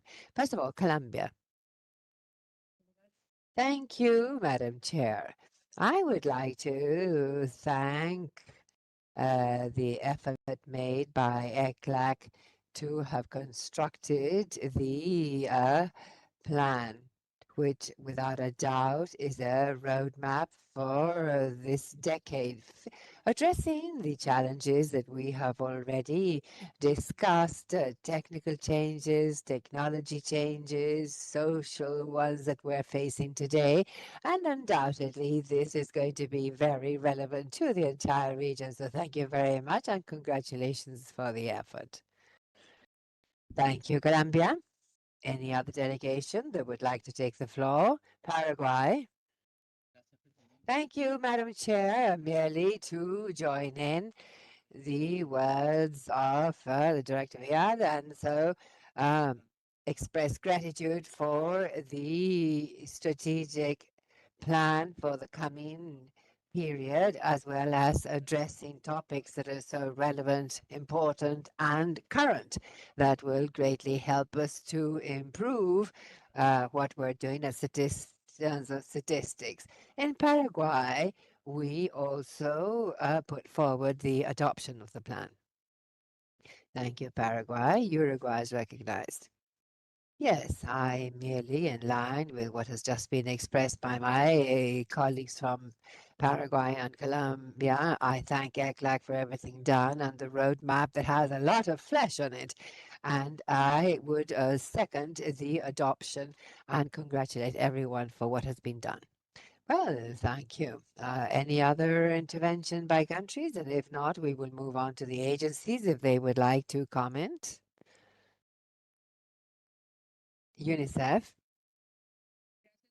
Thank you, Madam Chair. At UNICEF, we too join in the positive comments and adoption of the plan as put forward and expressing our gratitude for the work and leadership in this area in the region. Thank you. So, thank you very much. Well, we have UNDC, and we will now end with UN Women. We too would like to join our congratulations at the work done for the strategic plan. We were very surprised with the alignment between the plan and the different activities that we have been carrying out in the region in terms of femicide, human trafficking, and also we would like to recognize the platforms provided by ECLAC, such as this mechanism, platforms, and tools for the different initiatives that have led us to be one of the region with the greatest evidence in terms of different topics. And we too would like to make use of the infrastructure for the transmission of knowledge. Thank you. Thank you, UN Women. Thank you very much. Chair, we join in the congratulations within the framework of the document presented by Rolando Campos, and we too would like to congratulate them for having included within the framework of Goal 2 the gender-based approach and intersectional approach. And so we're calling on all national statistics offices to highlight this and in the measure of possible incorporate it. Thank you. So, thank you. Having heard these interventions, there's another one over here. Yes, Brazil. Sorry.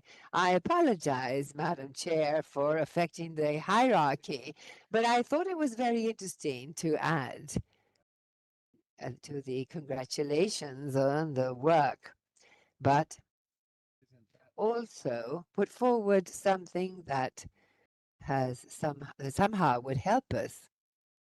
The final point on statistical cooperation. We have been working on the statistics theme, and in the Brazilian case, the geography, which is a responsibility for us. Together with forums such as G20, for example, that last year Brazil has led. This year will be BRICS. And also this year, we held an event, Triple Forum, bringing together the statistical representatives of BRICS countries, countries of Africa, especially Portuguese-speaking, Mercosur, and countries from the Amazon biome countries. We've done things of that type, but I believe that we are not truly very well linked to this new proposal, and it would be good if the ECLAC Statistical Division may also take part, because I think that they're important in this sense. Technical cooperation, basically, to record this. Thank you, Madam Chair.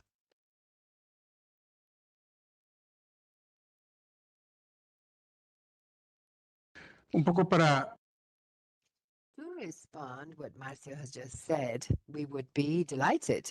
In fact, we have with us the Andean community, and in coming weeks, we will be in Central America with the SICA countries, too, with regional organizations. We have approaches to Mercosur and the meetings held with colleagues in Mercosur. So we would be delighted to work as the technical secretariat in these other matters. Thank you. And of course, CARICOM, yes, here where we too are very much connected and have daily connections with CARICOM. Well, thank you very much. And now the strategic plan is therefore now adopted.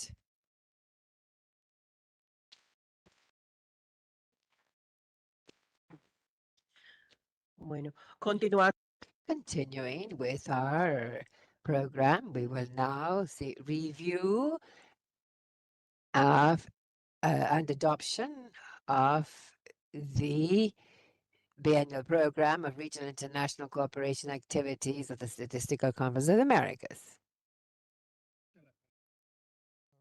Well, a 10-year work now. This is a lot of work for us. The 26-27 biennial program of activities. Very quickly, prior to the 13th meeting in August 25, the invitation for the working groups was sent out. Perdón. En aprobación está ahora. And this is, well, the idea is that in August and in mid-2026 and April 27, the executive committee meetings of the SCA may follow up on these working groups that are to be adopted now. And in November 27, these working groups will be wrapped up, as has occurred over the last 3 to 4 processes. The invitation, as I said, the first invitation for the presentation of proposals was June the 24th and August the 15th, 2025. And 29 proposals were received coming from the NSOs of 9 countries. Now, which were the evaluation criteria? The executive committee and the secretariat evaluated the proposals based on a clear definition of the product,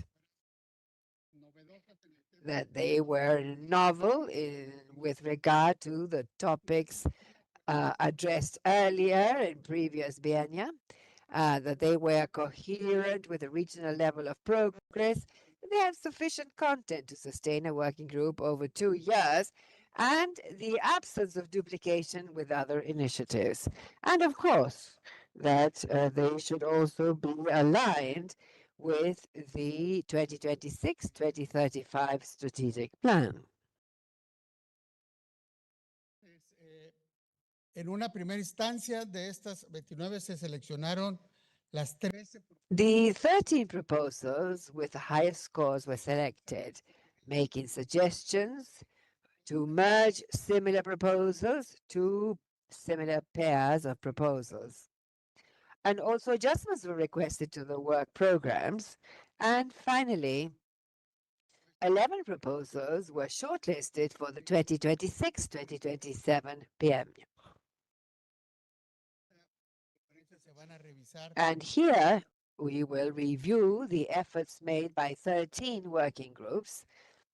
On this occasion, we had to make an adjustment and reduce the number of works because at the technical secretariat, we're finding it difficult to continue given the budgetary restrictions that we're having with the financial crisis being suffered currently by the UN, and also the staff reduction that we're undergoing as will be proposed to the coming General Assembly. This is not something that is foreign to people working in-house, but, well, these are situations when we will have to tighten our belts so as not to fall short of what has been agreed on with countries. And so these proposals where we submitted to you. These proposals are the 11 that will be reviewed. I'm not going to read them out because we will hear them, each one. But what I would like to see is what are the contributions to the areas of the strategic plan. One, institutional strengthening. That's the first main pillar. There's improved data governance, ethics, quality, security, and interoperability, strengthening of technical capacities in the use of emerging technologies, and professionalization and talent development through regional learning. In terms of innovation and modernization, incorporation of new technologies, AI, and digital tools, integration of new data sources, that is administrative records, geospatial and non-traditional, production of data on emerging topics and gender and its intersectionality-focused approaches. There is a working group on that. In terms of accessibility and strategic communication, improved visualization, usability, and access to statistics. There is a working group on this, on the promotion of open data and interoperability and creation of clear materials to strengthen statistical information. In terms of regional cooperation, there are permanent spaces for exchange and collaborative learning, regional harmonization of methods and tools, and joint projects that strengthen mutual support among countries. Now, once after the presentation of working groups will be approved, we will send to the focal points of each institution the respective working groups for each country to tell us to what working group they would like to work collaboratively and efforts and then follow up. What we want is to have a first partial delivery at the 25th meeting of the Executive Committee and maybe a commented index, an annotated index of the document or report with a productive description and the inclusion of the gender perspective. Very important, the advisory group on gender mainstreaming will prepare comments and suggestions based on the final version of the work programs. A fin dar seguimiento también a algunos otros no fueron que no fueron aceptados, pero que manifestaron su interés en continuar reuniéndose y hacer actividades. Se tomó la decisión que y se invitó a estos grupos a crear comunidades de práctica en la red de transmisión de conocimiento. Y esta es una de ellas con UNICEF, como grupo rector. También los países propusieron crear una red, una comunidad de práctica sobre estadísticas de infancia y adolescencia. Y lo mismo con Chile, que solicitó también la creación, y con la OIT, una reunión sobre, un grupo, una comunidad de práctica sobre estadísticas del mercado laboral. Estas dos van a empezar a funcionar de la misma manera y podrán seguir su seguimiento de manera virtual a través de la comunidad de práctica.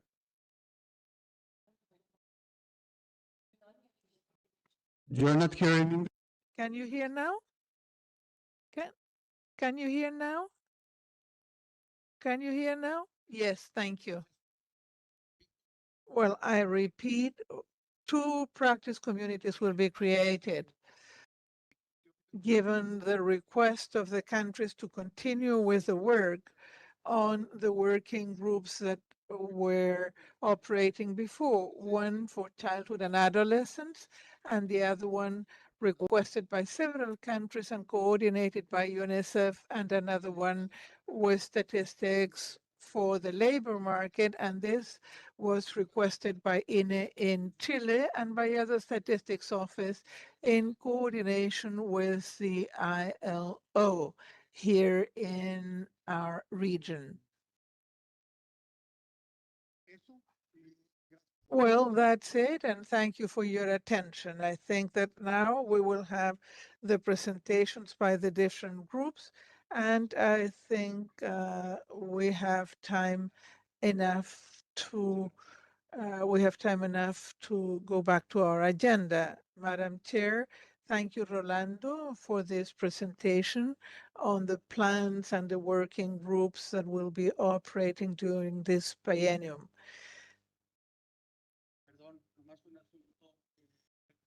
I would like to remind you all that at 1:15, there will be a guided tour of ECLAC's building. We will be waiting for you at the entrance of ECLAC, at the entrance of the building. Our friend Chirino will be there supporting us, and he will lead a guided tour of the building.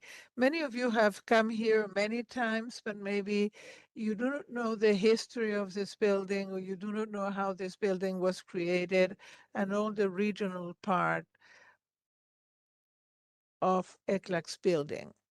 Thank you very much, Rolando, for that announcement. Now we will move on to the presentations of three of the working groups.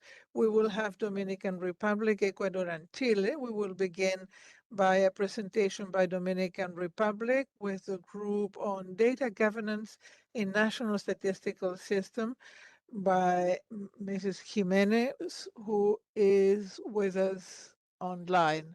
Hello, how are you? Can you hear me well? Very well, and we can see the presentation as well.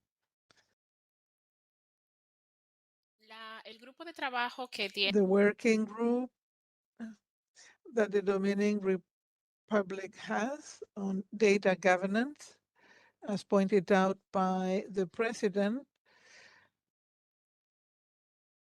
Dominicana propusiera este grupo de Dominican Republic proposed this working group, and this is related with the work that has been carried out regarding data governance and governance of the statistical national systems from different levels of the United Nations.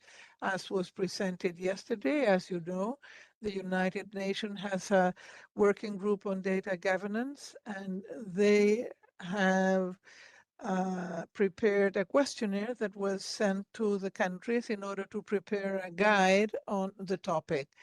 Also, besides this space, we have all the efforts that have been carried out from ECLAC and the conference that are related with national statistical systems and the conference, how the different instruments like the Regional Code of Good Practices, the generic law, amongst others,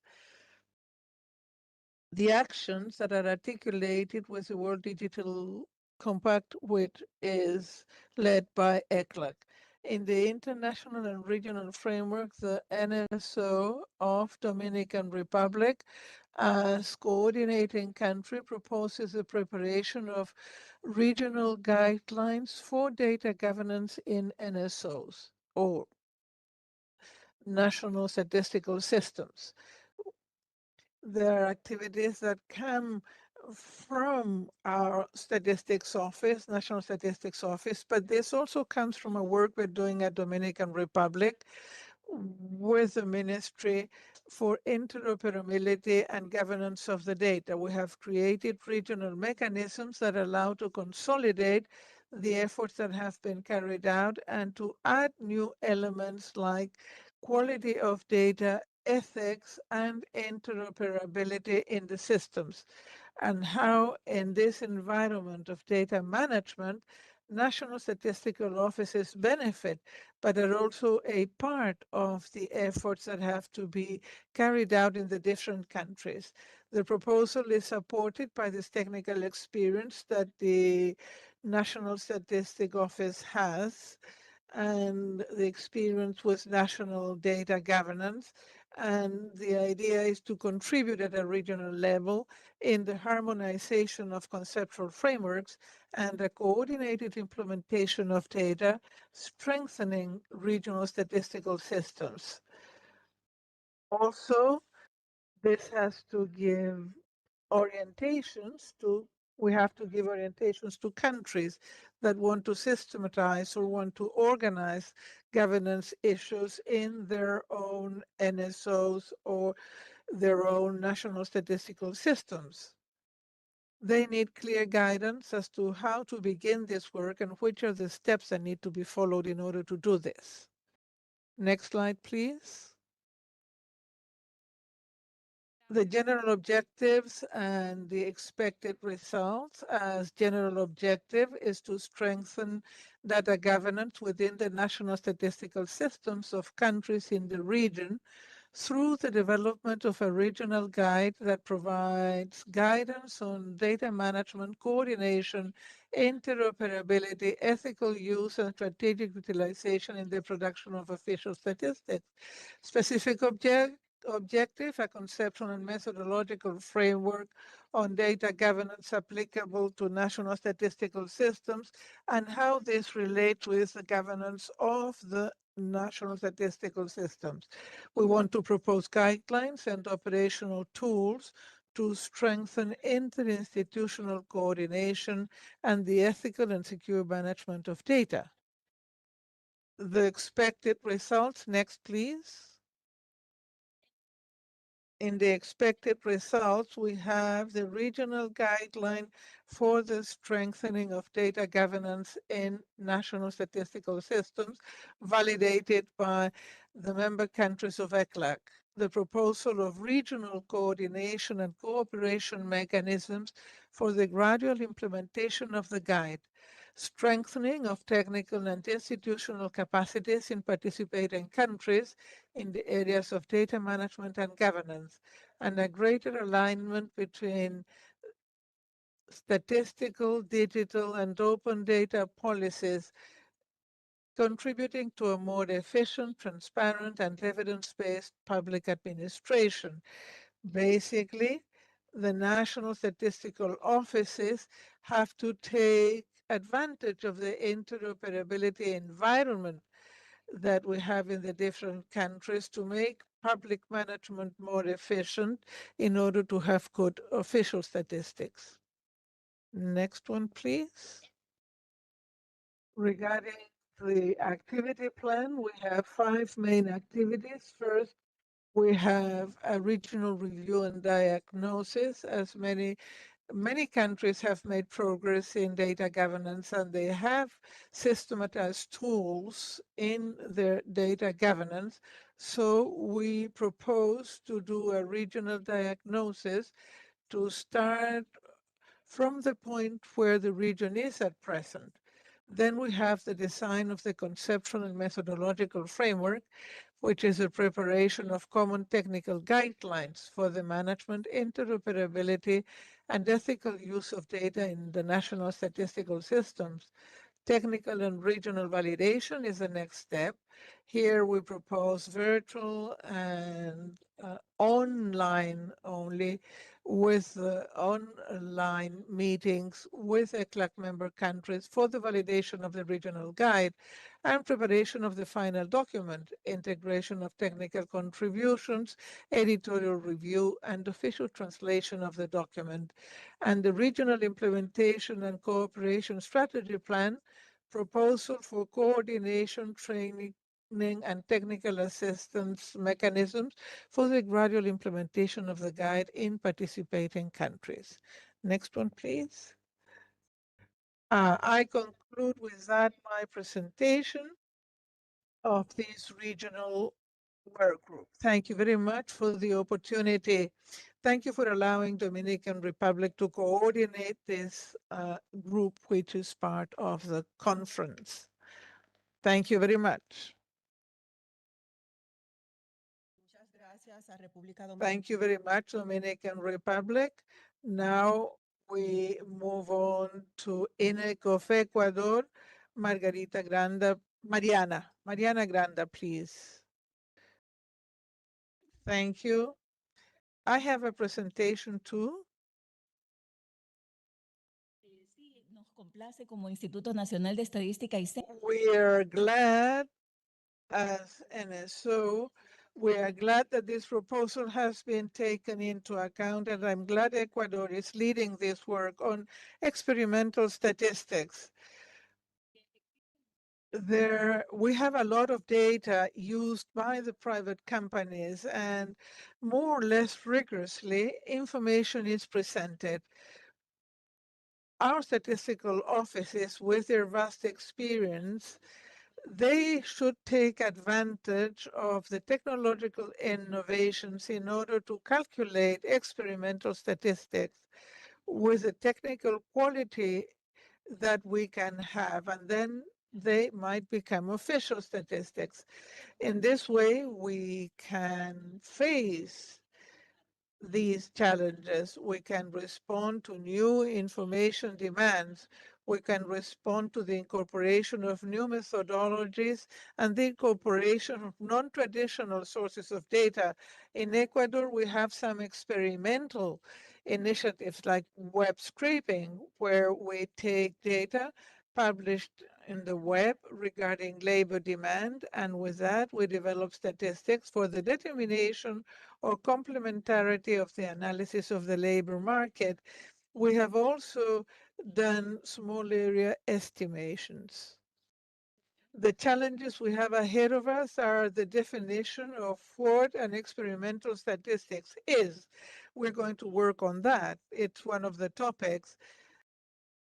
It has the potential of being rigorous, and also it has the potential of becoming official statistics. So which will be the quality metrics that we're going to use? We hope to work on this with the working group. Also, which are going to be the responsible dissemination practices, which will be the criteria under which we will use this information, which will be the evidences necessary to make this data official. And we also have the issue of governance, ethics, and the protection of personal data, which is another of the challenges we're going to have, a challenge that we generally have, but particularly when we speak about this type of experimental statistics. So we propose a regional working group to guide the production and officialization of experimental statistics through the identification of technical criteria, institutional protocols, and good practices that have been developed in Latin America. We have 5 specific objectives. First, systematize national experiences that we already have in the region to take advantage of those initiatives that we have through the analysis and through joint work. A second objective is to contribute to a conceptual framework regarding experimental statistics production. Another of our objectives is to propose recommendations to establish which are going to be the guidelines and the quality criteria for this production. Another objective is to promote the adoption of methodological approaches that are now appearing, as I said, taking advantage of some technological innovations. Sometimes other entities, maybe private entities, are using that kind of methodologies, but we could also use them at the NSOs. And another objective is to promote knowledge exchange and exchange of the methodologies that we are already using in the different NSOs of the region. The expected impacts to strengthen collaboration and exchange of experiences between statistics offices, promoting innovative methods for statistical production. Another impact we expect is to contribute to identifying opportunities for the utilization of non-traditional methods, facilitating the integration in official systems, national systems. Another expected impact is to give grounds to what experimental statistics can do in their development. We have to create the foundations in order to promote the exploitation of new innovative mechanisms for experimental statistics. Another impact we expect is to have a working network and cooperation spaces aimed at methodological innovation and generation production of experimental statistics. This is our working plan, which is foreseen for the 2 years. In the first place, our proposal is to do a regional diagnosis of experimental projects and create a mapping or a listing of all the initiatives and to have the methodological documentation available as of that date. This is January to April 2026. We also propose a mapping and analysis of innovative methodologies applied in the region. The mapping done initially, from that we will move on to another stage where we will verify this mapping and we will analyze the methodologies used. Then a first regional workshops on the experimental statistics initiatives in September 2026. Then a design of the conceptual framework and referential framework for experimental statistics, where we are going to work on the criteria.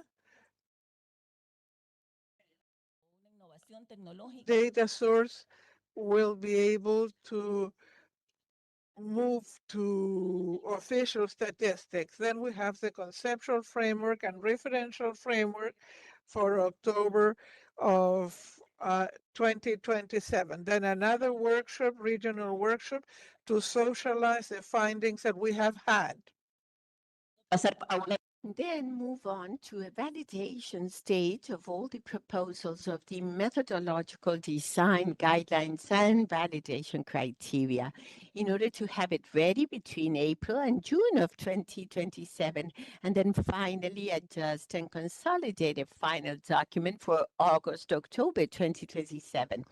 So we hope that in the next meeting we will have already a document consolidating methodologies and best practices in order to use in the best manner possible and harness non-traditional statistical sources, use technological innovation, have a methodology of how to work with these experimental statistics, and then a prioritization, how those statistics will become the official statistics of our countries. That is our proposal. Thank you very much.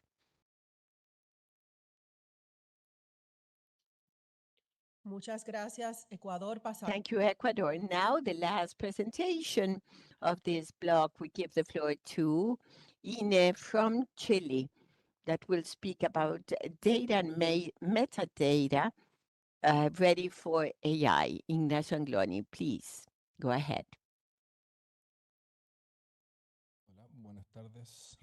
Hi, good afternoon, everyone here in the room and those that are joining remotely. Thank you, Madam Chair, for the floor. This group is, we are very pleased, very happy because of the support we have received from persons of statistical offices and international agencies as well that have supported the idea once we've had the opportunity to present it. This proposal emerges in a bilateral project that we have with INEGI from Mexico. So we would like to thank it through you, Madam Chair, and authorities present in Mexico to the Modern Data Lab and the support and mentorship that you've provided us.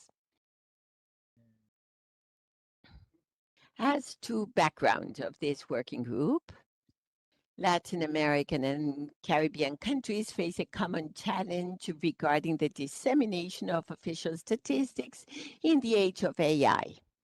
We can all see how it has grown very fast, all the AI methods, language models, And international organizations have highlighted the need to modernize public data infrastructure to integrate into the digital revolution. IDB, IMF, High Level Group for Modernization of Official Statistics, World Bank, among others, that have generated calls and documents already expressing this need. And what are the main concerns about AI that should have us all in a state of early warning? That is, that a generative AI hallucinates. We all know that. When we consult query data, very often the language models respond and very often tell us things that are not true. And that is because they are programmed to provide an answer, and that is going to probably improve in time. But they are devised to give an answer in spite of not having it. That is called hallucination. Also, there is a lack of transparency in the selection of data sources. We don't know what is the criterion with which an AI language model resorts to a specific source to give back the information we are asking for. It is assumed also that users verify the information. And what usually does not happen, and that can be seen in disclaimers of language models saying, please verify the information. However, this is a role that data distributors should have. Give us verified information. What are the challenges for producers of official statistics? There are multiple data sources available to users. However, non-official data that do not have statistical robustness have easier access, and thus statistical producers should improve the visibility of official data, as well as accessibility, detectability, interpretability, and usability. Also, the limited capacity of AI to interact with structured data and statistics published by official agencies or bodies. We know that AI generally go to secondary sources and not necessarily, or with difficulty, they resort to a database where there are pure statistics. While I was coming this morning to the conference, I've done it several times, of consulting a language model about the unemployment rate in Chile at any given month. And fortunately, it tells me what the source is. However, the source is not the statistical office, but rather is national media, press, newspaper. Although the data is correct, it's not the appropriate source. And also limited control over redistribution by third parties. And that means that the license of open data allowed to distribute and transform data and do not demand the transformation of detailed data. So, statistical producers must prepare data, metadata for AI that are legible and understandable by machines, machine readable and understandable data, metadata, systematic use of APIs, and also promote the responsible redistribution of official data. And this appeals to the fundamental principles of official statistics, number 1 and 4, fundamental principles of official statistics. They are an indispensable element in a democratic society. The NSOs have to provide official statistics for citizens to exercise the right to public information. And the fourth is that agencies have the right to formulate interpretations about mistaken, or this means about redistribution of official statistics. So what's the purpose of this working group? The general objective is to develop a practical guide for publishing AI-ready data and metadata in statistical offices of Latin America and the Caribbean. The main products that we propose One, a document comparing standards for data metadata publication. This would be one first part, that is to decide what's the best standard for data publication. For example, a standard commonly used is the SDMX. Also, use case using the recommended standard. By this first part, that would be this systematization. And it could be using some sectoral statistics regionally or the use case of a specific statistical office. Then the practical guide for publishing AI-ready data and metadata. That's the central core of the group. And as a side effect of this, we are interested in promoting a network of specialized professionals in technology innovation in AI in Latin America. I won't go into the details because of time as to the time schedule program of work. Just say that the group would be set up in January of 2026. We'll have executive document will comparing standards for data metadata publication. That is 60% to promote working groups. And also first partial delivery, and then have a workshop in January of 27 where recommendations for the practical guide will be presented, and that finally the document will be presented in August 2027 for it to be approved and at the SCA ECLAC meeting 2027. And I hope I've provided you the necessary background information to promote its approval. So I give the floor back to you, Madam Chair. Thank you. Thank you, Dominican Republic, Ecuador, and Chile for the presentation of the corresponding working groups. We'll have a recess, a break until 3 o'clock. Recall that we have a guided tour of the building for those who would like to stay. Have a good lunch. See you back at 3.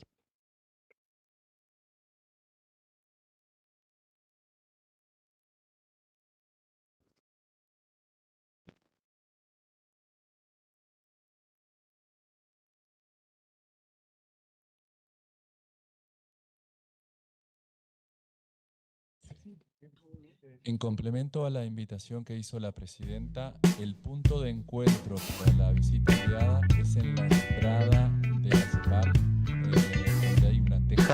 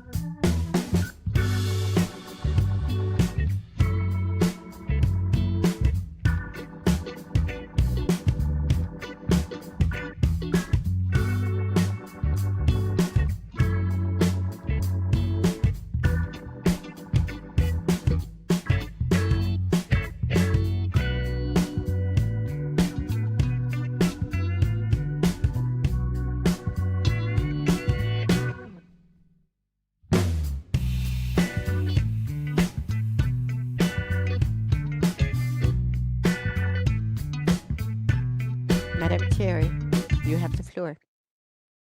Good afternoon, and thank you very much for being so punctual. I would like to thank ECLAC for that tour. I believe that after that, we'll all have a very different view of this building. I give the floor to the secretary. He's going to discuss some important matters. Ladies and gentlemen, delegates, given instructions from the chair, the secretariat has distributed the draft resolution 1413 you have in your tables. This text was considered and pre-approved by the members of the executive committee in a meeting held yesterday, Tuesday, at 9 a.m. before beginning this conference. The text has the main outcomes and results of this meeting and is going to be submitted to your consideration for approval tomorrow, Thursday, under item number 7 of the agenda. Thank you very much. Give back the floor to you. We will continue with the presentations of working groups. We'll have 8 presentations. Now we'll have a pause. Every 2 presentations, we'll have a pause for Q&A. We'll begin with the presentation of INDEC from Argentina. We'll speak about population estimates and outlooks.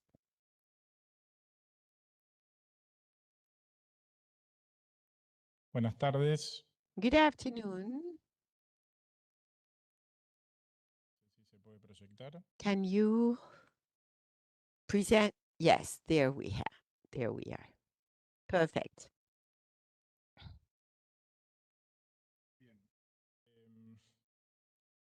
El grupo de trabajo. The working group on population estimates and projections. It's the objectives and working plan. As I said, is population estimates and projections. It is one subject that jointly with another one. These are 2 working groups that from Argentina related to population subjects, mainly this one has worked in challenging times for all of our countries and the world, I must say. Many transformations in the population trends. The recent report published by the ECLAC Population Observatory, published in this year, 2025, shows that Latin America has an acceleration in its population transition. The global fertility rate went down to half in the last 45 years. And since 2015, the region is below the replacement rate level, 1.8.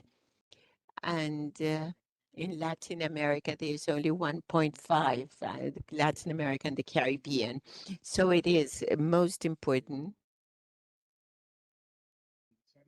to work all countries together so as to improve the way in which we do the forecast, population forecasts and projections, sharing best practices, experiences, and progress of each country.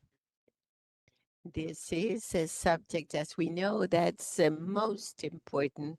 We've seen it in the last pandemic. In the case of Argentina, we had population forecasts that had 10 years old, and they were based on rates that had been deeply modified during the inter-census time.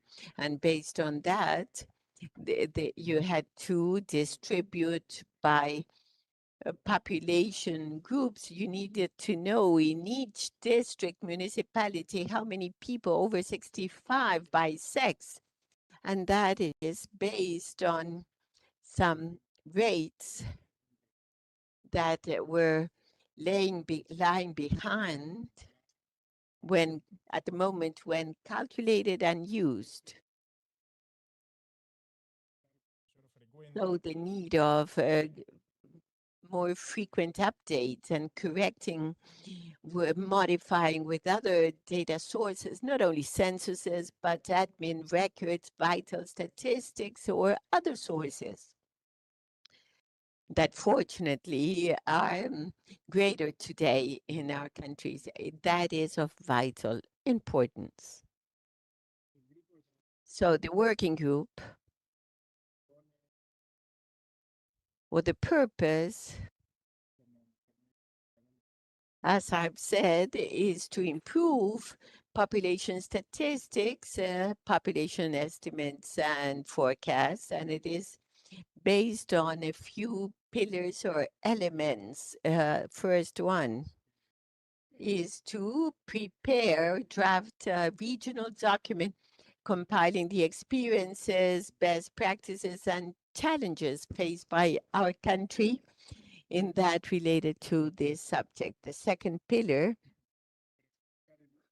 is to go deeper into new data sources, mainly administrative records or registries, with the idea of achieving a frequent update, and thus concrete experiences need to be shared and identify what works, what it doesn't work, and how can we move to more integrated models. A third important pillar, as in all statistical subjects, is to make recommendations for communicating results of population estimates. We know that it is a good technical work, but if there is a deficit in communications, it can always generate, in public opinion, some unnecessary discussions and subjects taken outside of the technicality. It is an important pillar, so to generate dialogue and share knowledge, know-how, and generate areas for debate on this subject. And the objectives are the ones set forth there. So we hope to make a value contribution to all the countries, and that the working group may next year start producing the first outcomes. Thank you very much. Thank you, Argentina. Now we move to the working group on household surveys for statistics on education by the Institute of Information and Statistics of Peru. Peter Amidiano has the floor. Thank you.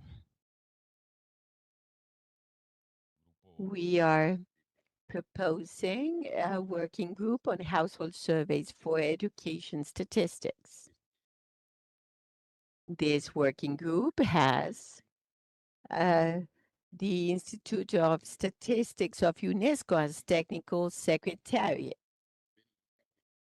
So in this presentation, there will be an introduction, advantages and limitations of household surveys for educational monitoring, the objectives and guidelines of the working group for the biennium, and the main activities that we set forth. Thus, traditionally, education monitoring is based on administrative records of schools and ministries.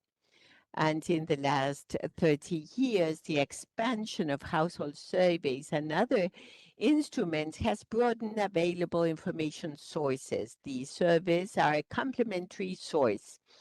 For statisticians, they are also, for admin records, they are supplementary, but as to equity-related areas, sometimes it's the primary source to generate these education surveys. The advantages compared to administrative data is that with household surveys, we can have disaggregation, for example, sex, ethnicity, disability, socioeconomic level, and a better consistency because numerator and denominator are in the household surveys, and therefore representation, they can collect information that administrative data do not capture, for example, skills and non-formal education of youth and adults. Also, as limitations, is that instruments are not harmonized. There are differences in formats, categories, and this, of course, limits comparability between household surveys. Some educational programs are not reflected, and the lack of alignment with the international standardized education classification, and absence of key questions like attain, degree, completion, link with the school year. So, we need to harmonize all of these instruments and different reference periods. There are variation in these periods and reduces, therefore, inter-survey comparability. Household educational expenditure, there are different types of expenditure included and reference periods.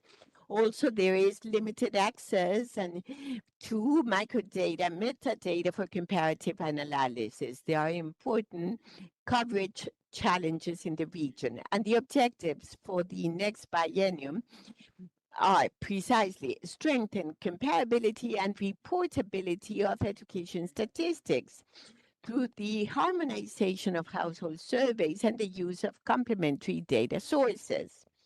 In the subject of harmonization, it is very important to improve items and implementation of the international standardized education classification to increase cross-country comparability, expand coverage of household surveys and censuses for the production of education statistics, and also develop recommendations to measure participation of technical and professional education.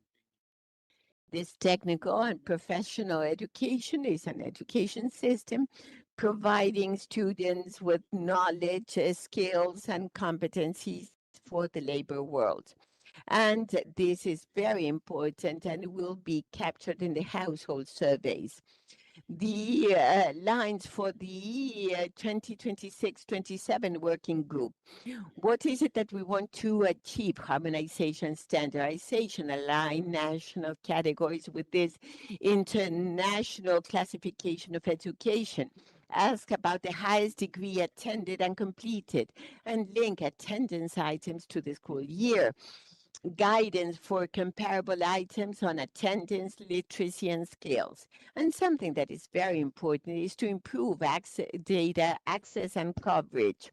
Coordinate with countries and partners to improve household survey coverage, and of course, explore the use of population censuses as a supplementary source. And so let's continue with these lines of work. And one important thing that is measuring education and vocational study to measuring the participation of this sort of education and incorporating clear categories for non-formal education, identified basically through household surveys, identifying good international practices to ensure comparability, and assess modules that make a distinction between formal education, formal technical or vocational education, and informal education. Now, we are expecting that the call for participation may work out, and we will have a diagnosis and development. We will have a first meeting and defining the roles of the various group members. We're going to prepare a diagnostic and technical development paper and 3 lines. Implementation of the international normalized education, the formal and informal education and vocational training, and we're going to prepare all this and the difference of a professional vocational education, and the first draft will be available in November next year with the technical recommendations made by country. Phase 3, which is the validation and recommendations, we're hoping to have them by 2027. We will have a second and third draft and also several meetings, working meetings, and implementing the pilot in non-formal education and also vocational training and the final paper on the recommendations. Thank you. Well, thank you very much, Peru. And now we will open up for interventions by the delegations. We have Paraguay. Thank you, Madam Chair. And very briefly, just to thank the speakers for their presentations, Argentina, Pablo, and Peru, and Peter.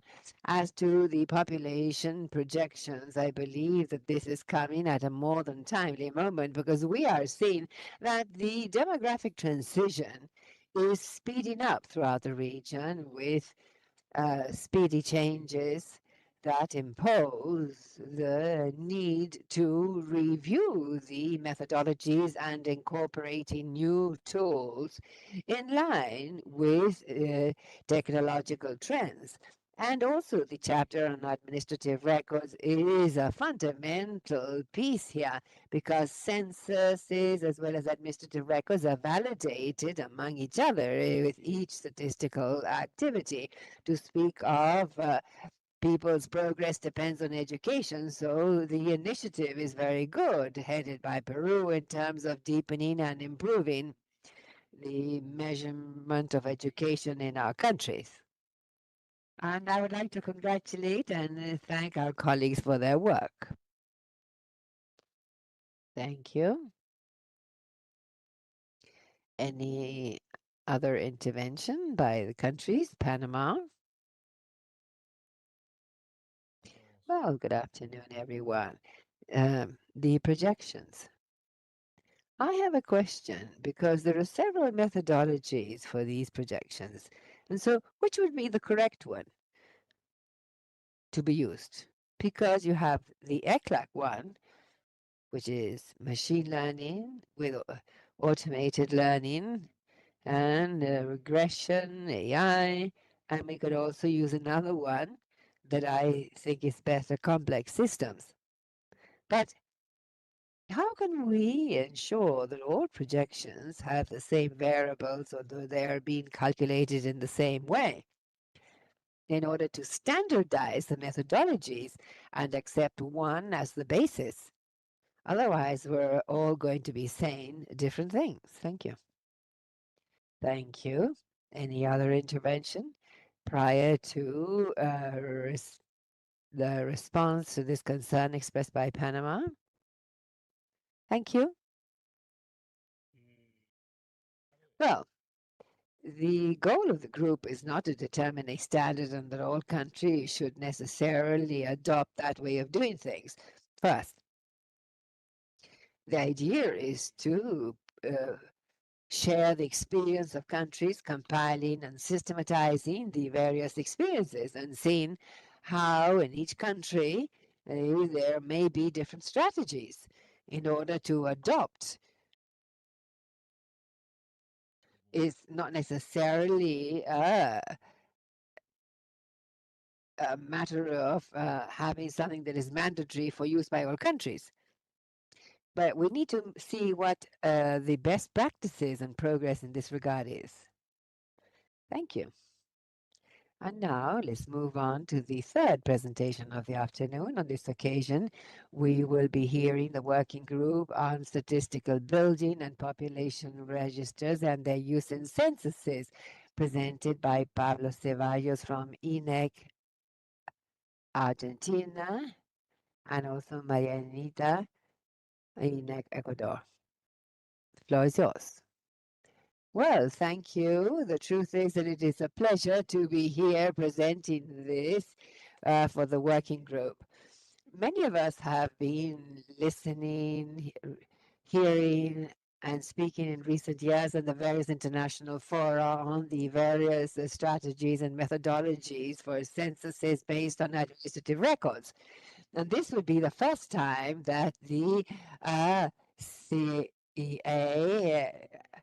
or rather the SCA, forms a working group on this topic. The heading of the working group proposed is statistical records of real estate and population. And the Ecuador had also done made a similar proposal, and so that is why we were invited to work together. Seguramente desde Ecuador también van a... And after my presentation, I'm sure Ecuador will do the same. As we all know, censuses based on records or with the various methodological variants that this is now not a new trend, but it has settled very soundly in the latest round of censuses. We have handbooks, guidelines, international recommendations that are fairly consolidated by now.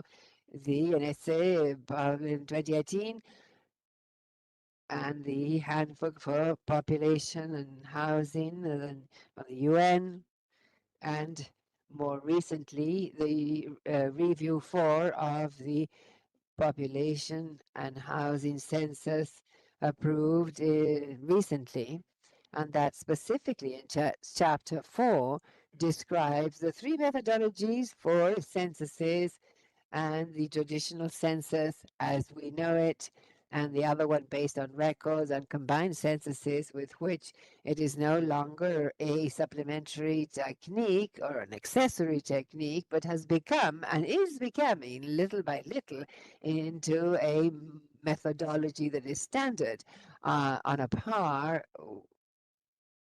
with the others as we know and are used to. Now, particularly, I would like to quote a UNFPA article of 2022 that says that globally, traditional censuses, full enumeration of the entire population, the most of them, 158 and 218 countries of all census planned in the 2020 round. However, there is tremendous geographic diversity here, the document says. On the one hand, all African and Latin American countries have done traditional censuses. And whereas the transition towards the use of administrative record in censuses is very advanced in Europe and part of Asia, 26 countries have planned record-based censuses, especially in Europe and the Middle East, whereas another 22, including some in Central and Eastern Asia, have adopted a combined methodology for their censuses. And in the region, here, the percentage of countries doing a traditional census, here we say 64% in 2010 to 24% in 2020. Now, these figures show the challenges that we face in Latin America and the Caribbean to move ahead with the agenda. A lot has been said, data governance, for example, linked to record-based censuses. It is important to take very safe steps, ensuring quality and coverage, among others, and the need to modernize national legislation, as was mentioned yesterday at this forum, the need to have data governance systems, and also, as indicated yesterday by the colleague from El Salvador, the need for support and commitment of political decision makers in order to move ahead in such a substantive change that implies many things for our societies, very used to the census taker to be knocking on their door. And that is why, when it comes to propose the creation of this group, we thought of the need to begin producing in the region of Latin America and the Caribbean regional contributions, quite aside from the experiences that we may contribute from the region, producing knowledge, materials, and instruments for implementation, so that little by little our countries may go adopting and learning from among each other. Now, specifically, the group proposes to work on the first step, which implied by the transition. That is a statistical population record, as we already have experience in the region, and also a statistical record of real estate. Two pillars to move towards a record-based statistic system. It is the basic infrastructure in order to move ahead, and so therefore we have considered the work focus placed on these two items. And well, based on that, of course, since the first time there's a working group on the topic, pick up the state-of-the-art progress and visions in each country in order to make a contribution. So based on the various situations in each country, it may be possible to have instruments to facilitate each country to continue moving ahead. Well, that is it for me. I don't know if Enoch would like to continue. Yes, thank you. And Ecuador would like to add to that. Yes. In fact, we are pleased together with Argentina be leading the topic that we have proposed independently, but that we're very glad that there is a common area of work. We did have some slides and a work plan, but we're reviewing it in order to harmonize it right now with Argentina. But overall, what we would like to get out of this is picking up the experience that we already have using administrative record, not as a source studied individually, as we have been doing, deaths, births, and hospital records, but all of these data sources in a single population stock database, and that record be a statistic or a statistical operation in itself that will allow knowing or learning of the population stocks at any time. And surely we will not achieve this in the next 2 years. So what we would like to do in the meantime is pick up on experiences and put together a methodology in order to achieve this database, which is a population stock.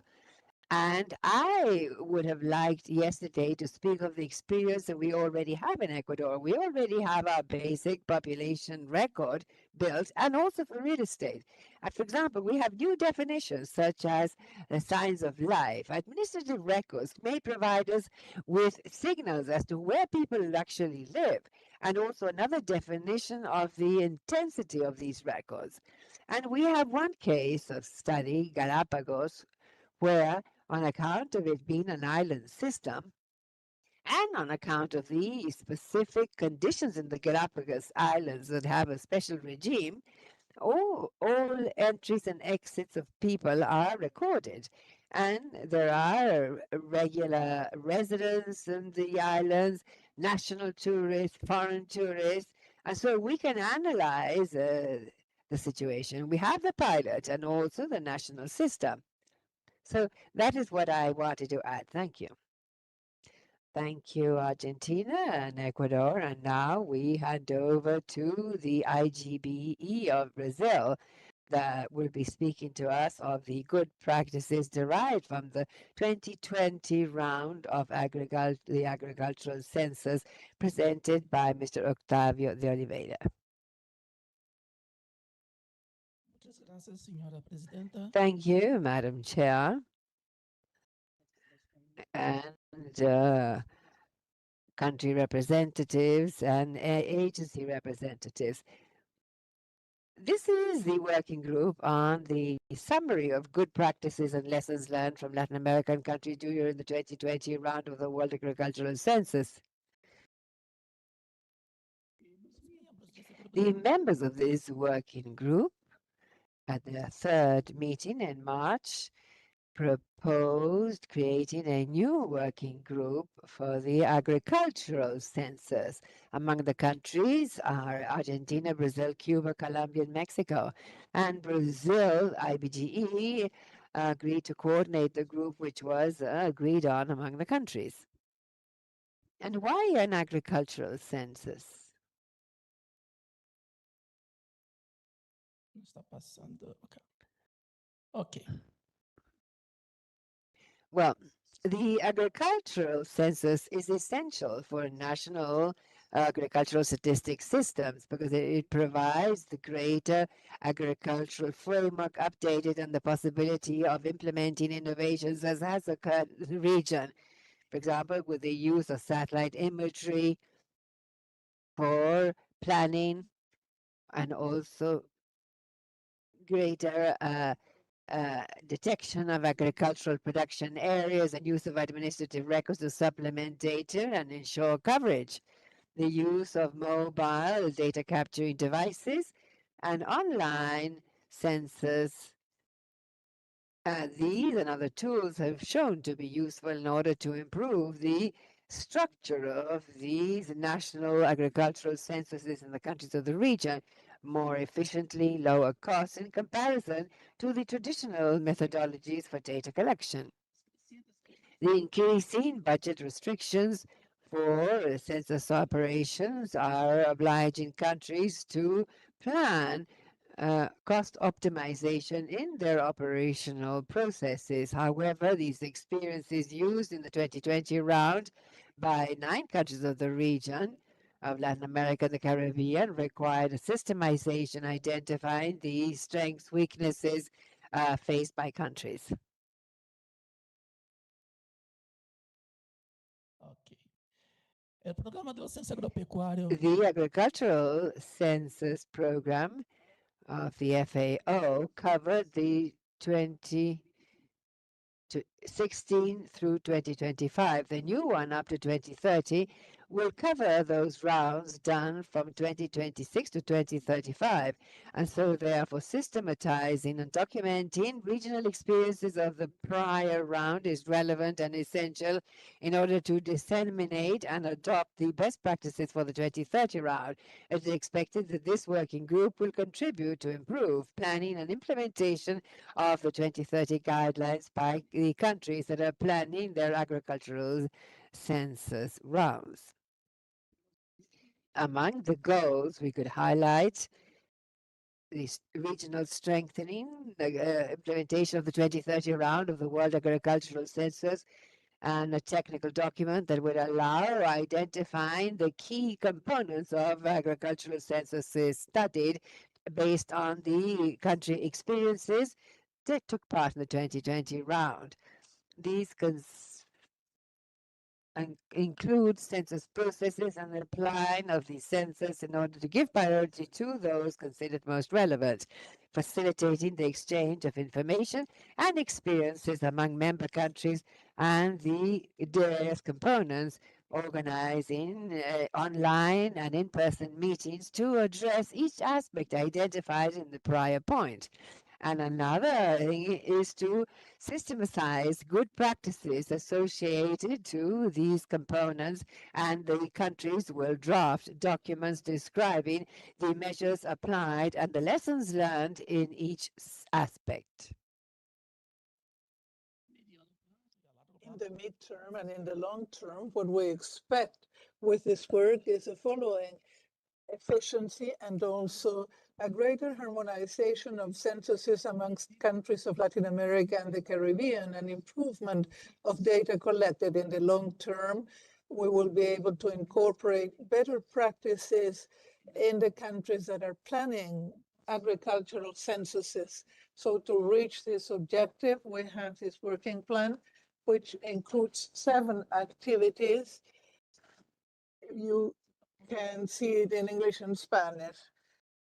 We think about the compilation of relevant documents from the 2020 round and mapping of participating countries, selection of priority topics for systematization, create an exchange space to share good practices and preliminary validation of data, drafting of the technical document and summarizing lessons learned and reviewing what each country is doing, and then a final presentation. There you have the slide in English. So I thank you, and thank you to all the countries that have expressed their interest in this initiative, and thank you for allowing us to share this project now. This working group is very important and will bring about positive results for the region. Thank you very much. Thank you to Brazil. Now we will have time for comments from the delegations.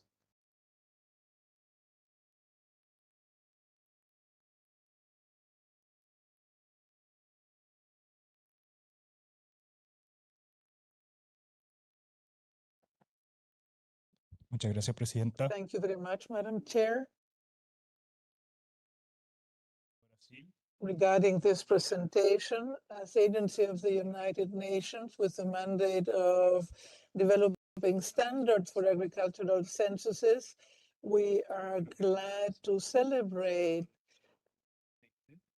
all this work on the 2020 round. As Octavio already mentioned, there are already 9 countries that have carried out their agricultural census during the cycle, and they have introduced many innovations that are important to share. In Chile, first country to implement CAWE for data collection. Uruguay used strongly administrative records to reduce the number of answers needed. Mexico updated the national mosaic of the use of agricultural soil, and El Salvador included small farms in the censuses.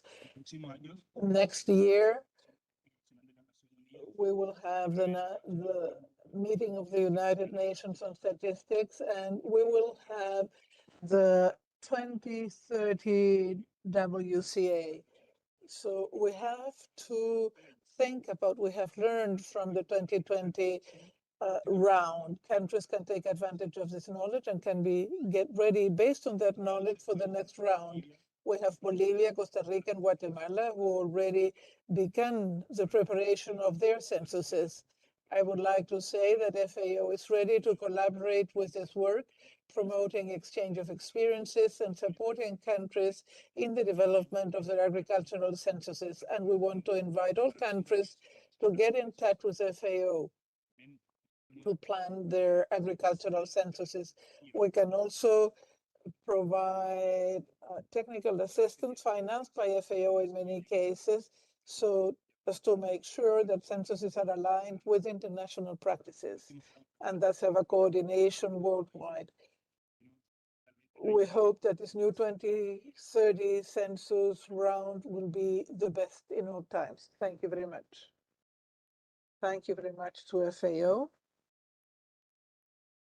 If we have no more comments, we'd like to move on to the next presentation, the Working Group on Integration of Statistical and Geospatial Information by INDEC in Argentina, Mr. Alejandro Fouchet, who is online. You have the floor.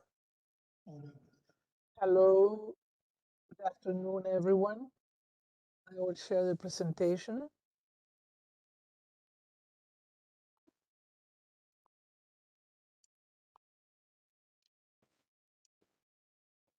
Bien. En este caso es la presentación. In this case, this is a working group on integration of statistical information and geospatial information. Besides Argentina, Costa Rica, and Ecuador, Paraguay, and Dominican Republic, and with the support of the Statistical Division of ECLAC, we have done this work. This working group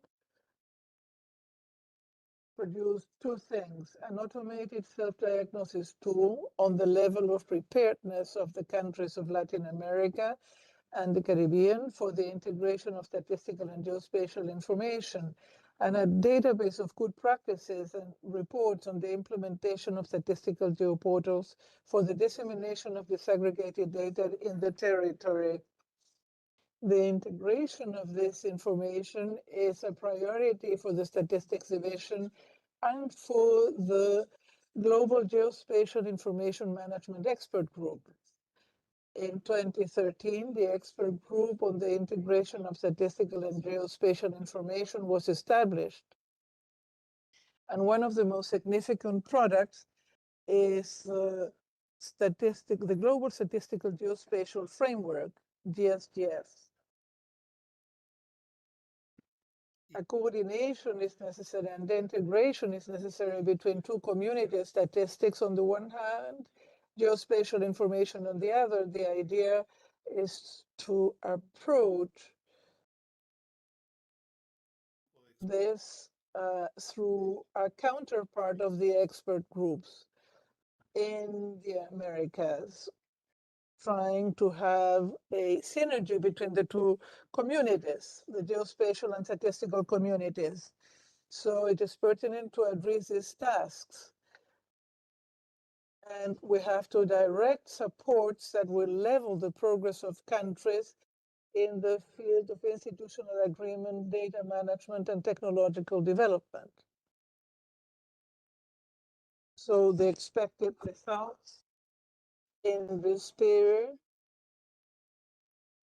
is to build an automatized self-diagnosis tool with checking the preparedness of the countries of America for the integration, and also to generate a bank of good practices on the implementation of geostatistical portals for the dissemination of disaggregated data in the territory. The working plan in the first product is to review the contents of the self-assessment questionnaire template generated by the EGI-SGI to adapt it to the reality of the countries of the region. Also to design an application to automate the completion of the questionnaire. Then countries will be able to join the working group and completion of the questionnaire by the member state and dissemination of the results of the assessment. And on the other hand, to do a compilation of documentation of the development and implementation of statistical geoportals based on the platform provided by ECLAC, including a series of new requirements. All the countries are developing this work, and they have contributed with their own inputs. So we need the preparation of a compendium of good practices and implementation of a web solution for publishing this documentation. Thank you very much. Thank you very much, Argentina. We now move on to the presentation of classification of use of time for Latin America and the Caribbean. Cautal, Jenny Segovia will be with us in person. Hello.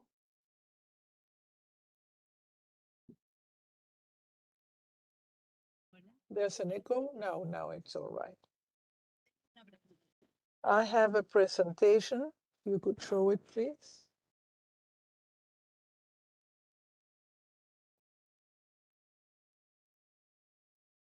Ahí está, gracias. There we have it.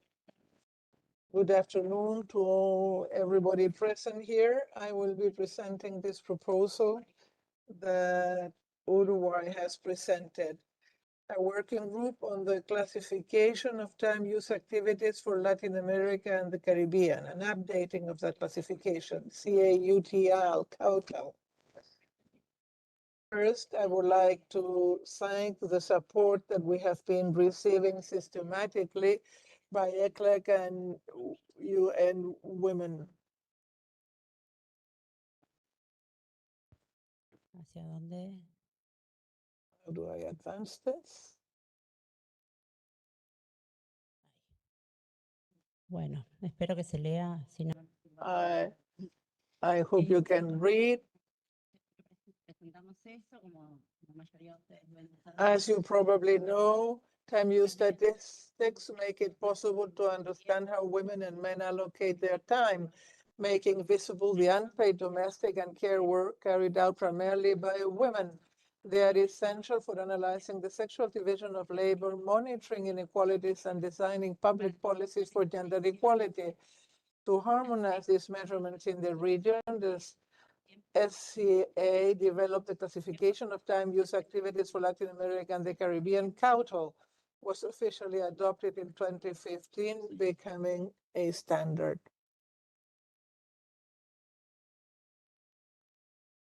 ¿Qué pasó? Se fue la... We lost the presentation. ¿Volvió? Now we have it again. Ya lo que te- Ahí está. Bueno, ¿por qué? Why do we need to update this? Since 2015, profound changes have occurred in daily life, like an increase in digitalization, new forms of work, communication, and care, plus the impact of the COVID-19 pandemic. These transformations require updating the classification to ensure it includes emerging activities, modern terminology, and recent regional experiences. Strengths and CAUTL will improve international comparability, updating the activity taxonomy, and continue advancing towards a care-oriented society, which is related with the commitment assumed in the regional Women's Conference. Uruguay has a consolidated track record in time use surveys. Our first measurement was in 2007 and the last one in 2022. And we understand that with all this information, plus the leadership of INE, of our NSO, we can coordinate this updating. Which are the objectives and the expected outcomes?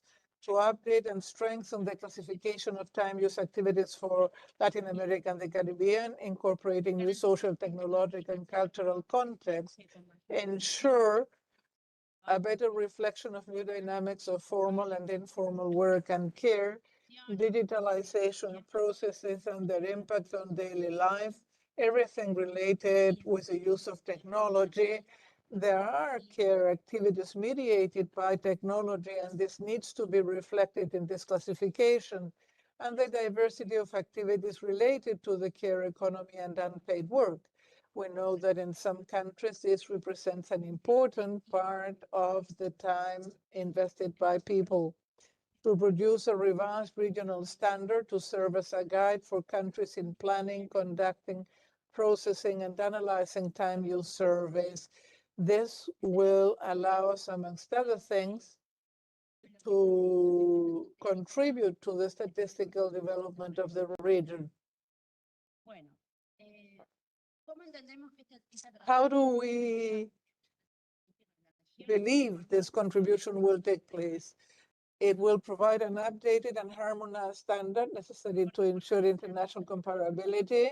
It strengthens the measurement of unpaid and care work, contributing to the visibility of gender gaps and supporting the formulation of equality and shared responsibility policies. Facilitate the integration of time use data with other labor, social, and economic statistics, enhancing countries' capacity to advance towards satellite accounts for unpaid work and multidimensional approaches. Countries have incorporated multidimensional measurements of poverty, and it could be a contribution to have a good classification of these activities. Promote regional technical capacities through a collaborative process among national statistical offices, international organizations, and specialized actors. As we know, the academic world and the civil society need to contribute. Contribute to the development of care-oriented society promoted by ECLAC. Our preliminary activity plan that we bring from Uruguay and which is subject to review. What we propose is in November 2025. So today we should be forming the working group, formation of the working group. And the objective of this activity would be to initiate regional collaborative work, preparation and approval of the working group between December and February 2026, to define strategies and their work schedule. This means we need online exchanges during these months. Review and analysis of Council 2015. This activity will take place in order to identify areas for update and improvement, and the purpose is to do this between March and June of 2026. Discussions and collective development. The purpose is to incorporate regional experiences and reach consensus of changes. Some countries have very advanced and good experiences like Mexico, but we have other progress made in the case of Colombia, in Chile, and so we believe it is important to incorporate all these experiences and strategies, and this we would do between July and November 2026. Drafting preliminary version of updated Council. We will document the proposed update, and this would be between December 2026 and March 2027. Then between April and September 2027, we will ensure technical consistency and gender perspective, even though gender perspective will be cross-cutting. We believe it is very important to circulate that the gender perspective will be present. And in October 2027, we would meet again for the final approval by the Statistical Conference of the Americas. So the formalization of the adoption of the regional standard. So which are the methodological approaches and work strategies? Participatory and collaborative methodology, collective discussions, technical consultations, and virtual regional workshops. Integration of gender perspective, ensuring that all activities reflect the sexual division of labor and unpaid care work. There are some activities that overlap or that we are not capable of identifying around gender gaps. Then a comparative analysis, review Council 2015 versus ICATUS and recent measurements in the region. Also, we need to review the descriptors of the categories. What does that code mean, for instance? There are some difficulties to interpret. So here it would be good if some of the countries joining the group would collaborate through cognitive information. Then we propose the production of technical tools, hierarchical structure of activities, updated taxonomy, and coordination with the national statistical offices and ECLAC to ensure harmonization and applicability. That's it. Thank you very much. Thank you, Uruguay. We have time for questions and comments of all delegations. Peru.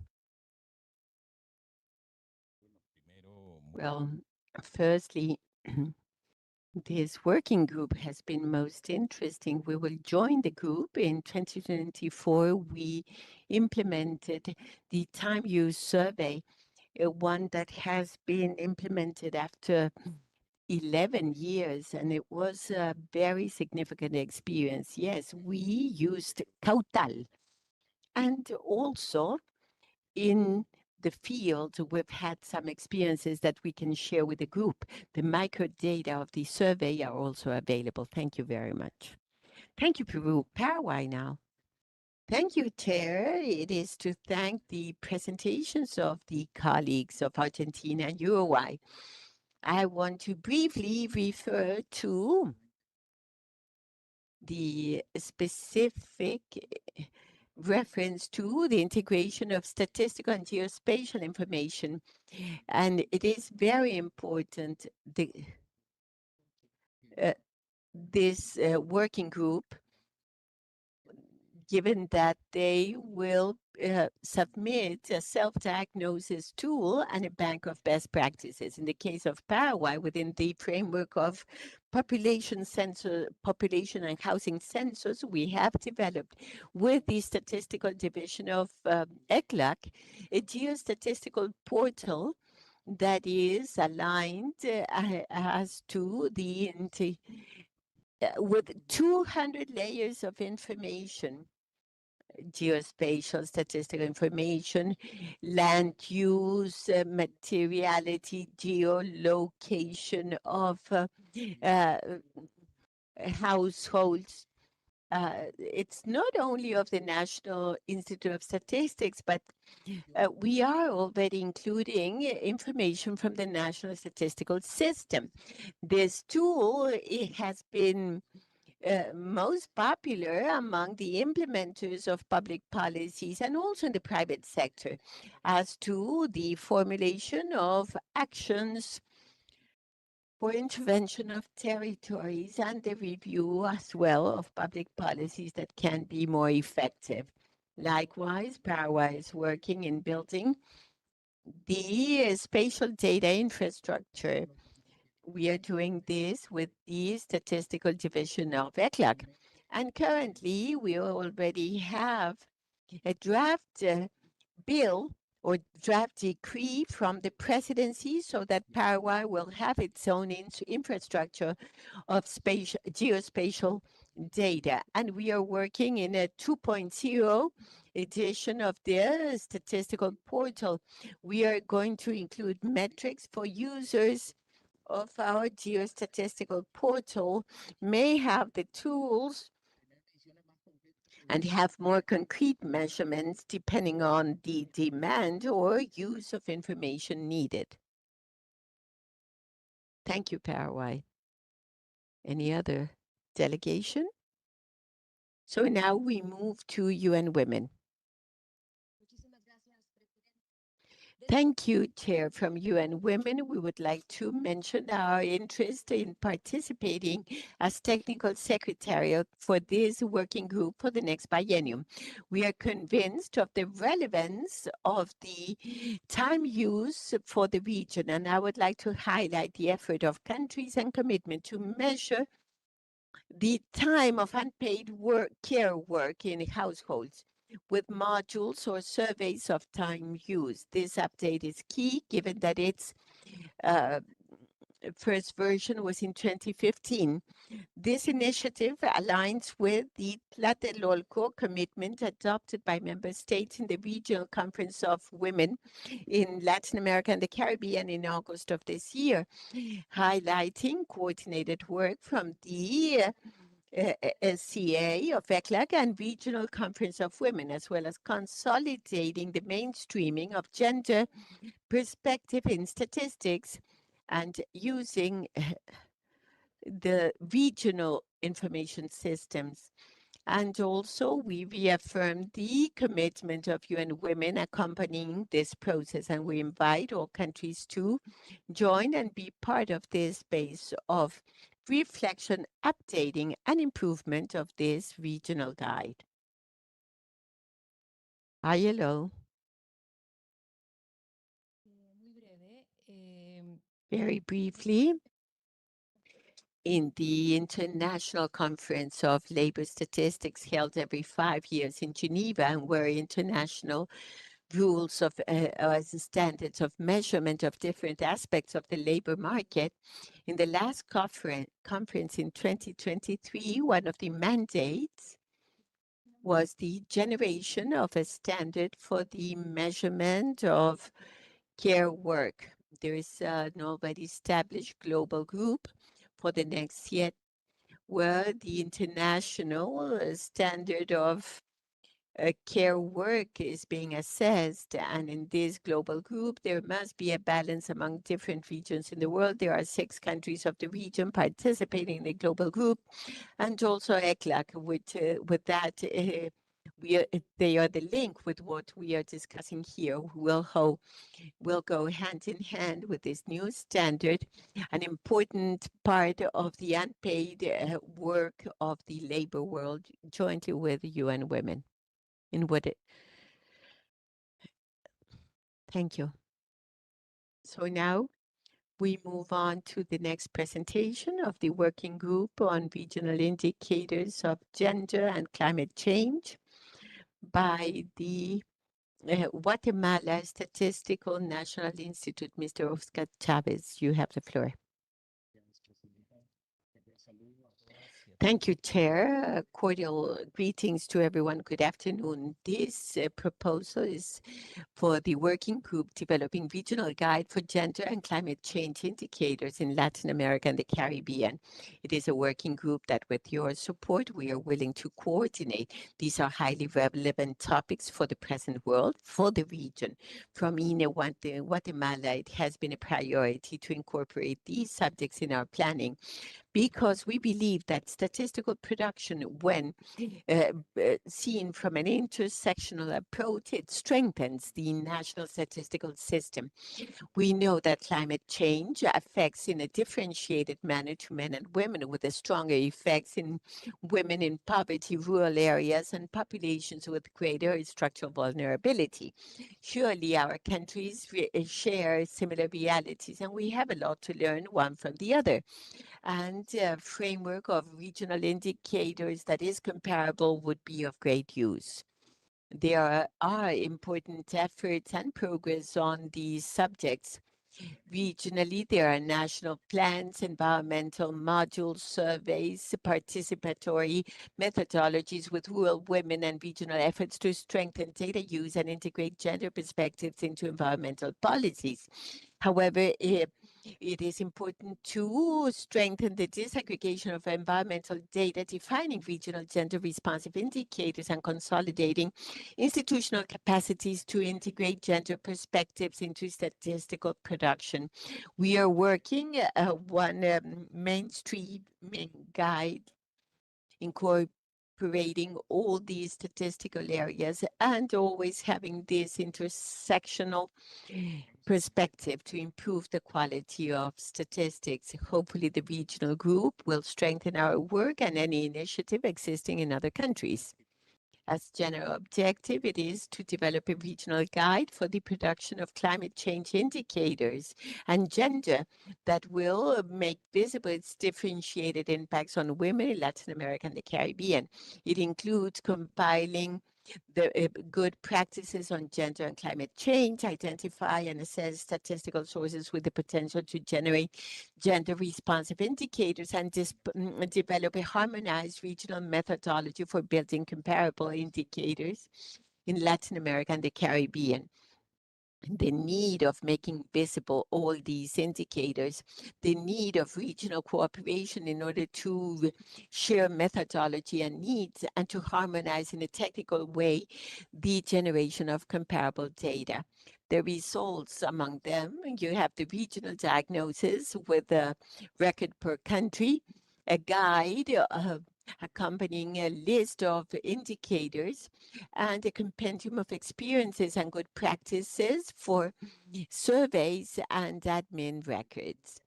In the program of work, there's a review and analysis of international and regional experiences, regional mapping of statistical and administrative data sources, regional technical workshops for exchange and preliminary validation, methodological design of gender and climate change indicators, regional workshop on statistical capacity building for gender and climate change, drafting of the regional guide, expanded technical validation of the draft with key stakeholders, official launch of the product, and regional training cycle. It's very important to have communication among countries on these subjects, and we hope that this list of activities and workshops will be of use in order to understand how to use methodologies, how to incorporate gender and climate change variables, and how to disseminate these variables, how to link them and train our institutes when generating data collection. So I conclude saying that Gender and climate change statistics are essential to understand the impact of populations in Latin America and the Caribbean in an intersectional way. The region faces more intense climate change effects impacting health, food security, community residents, and this involves patterns of internal displacement, migrations, and other complex phenomena. What we want is to provide a tool that can give a response to all of this. Thank you.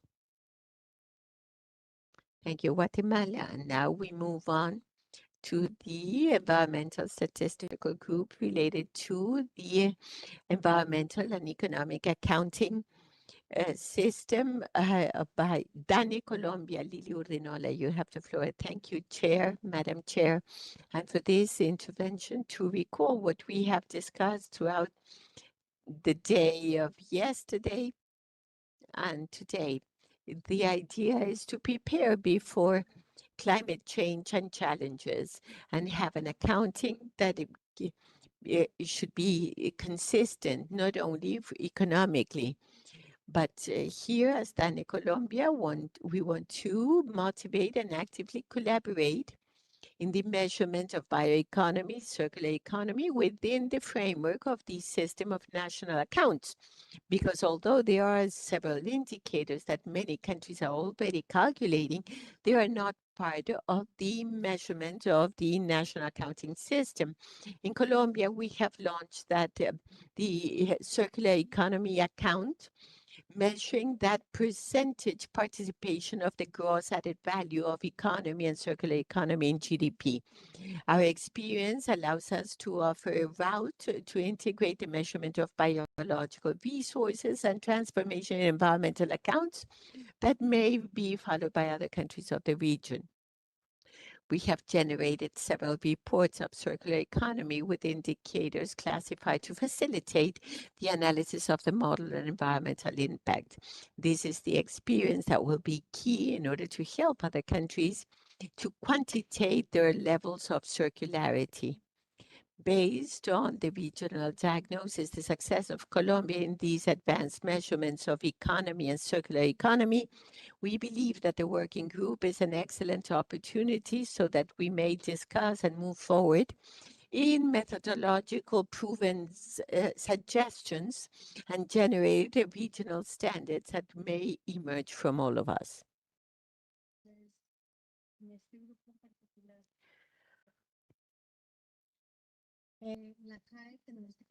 So we need this CAE accounting. We need to bear in mind that to develop indicators that will generate key data on diversity, ecosystems, and it is key to develop this measurement following the international standards as it has been proposed in the system of environmental accounting and economy and the national accounting systems of 2025. It's vital to improve the regularity of data and strengthen technical cooperation. The final objective is to generate timely and comparable information and international commitments following technical statistical standards like KNN, SCN, and procedural like GS and VPN.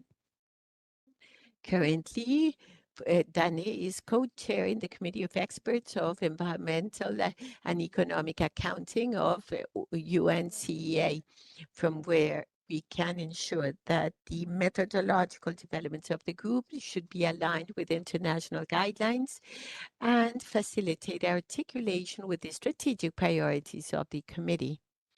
We seek to prepare a guide of recommendations to strengthen the production of statistics under the framework of the System of Environmental Economic Accounting, CAE, promoting the production of indicators required at the multilateral level as well as for monitoring national policies. We believe of importance to strengthen the production of environmental statistics, including a gender perspective, as it has been discussed, allowing to make visible the gaps, roles, and contributions of women and men in the management of natural resources, circular economy, bioeconomy, and territorial dynamics. Our commitment is to move towards more inclusive information system, integrating this perspective in environmental accounts and indicators for decision making, and thus contributing for more equitable, sustainable public policies. The work is comprehensive, encompassing all stages of statistical process, begin with the diagnosis of the status and methodological frameworks of environmental statistics in the region, identify thematic priorities, opportunities, and moves to building methodologies, guidelines, and mechanisms of institutional articulation. All of this in order to submit final recommendations, and that will harmonize and strengthen the statistical production. In the program of work in 2026, we began with the regional diagnosis in methodological terms and availability of information. This is one of the major challenges of environmental accounts. In 26 and 27, the result is the regional guide and final presentation at the Statistical Conference of the Americas. Thank you, Colombia. We will have interventions of countries. We will have a 15 break, and so we would be finishing the 2 presentations of tomorrow. And please, if you have an intervention before the break, yes, we have Ecuador.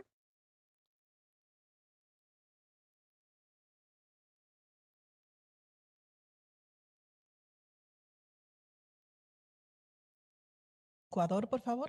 Es Ecuador. Quería particularmente referir. I wanted to refer to the working group of DANE, of the Environmental and Economic Accounting System. We are very much interested in that, highly related on what we said yesterday, going beyond GDP. That precisely referred to the analyzing these other satellite accounts. And also, I would like to tell you about an experience we had in Ecuador. Maybe it could be used as an analytical case.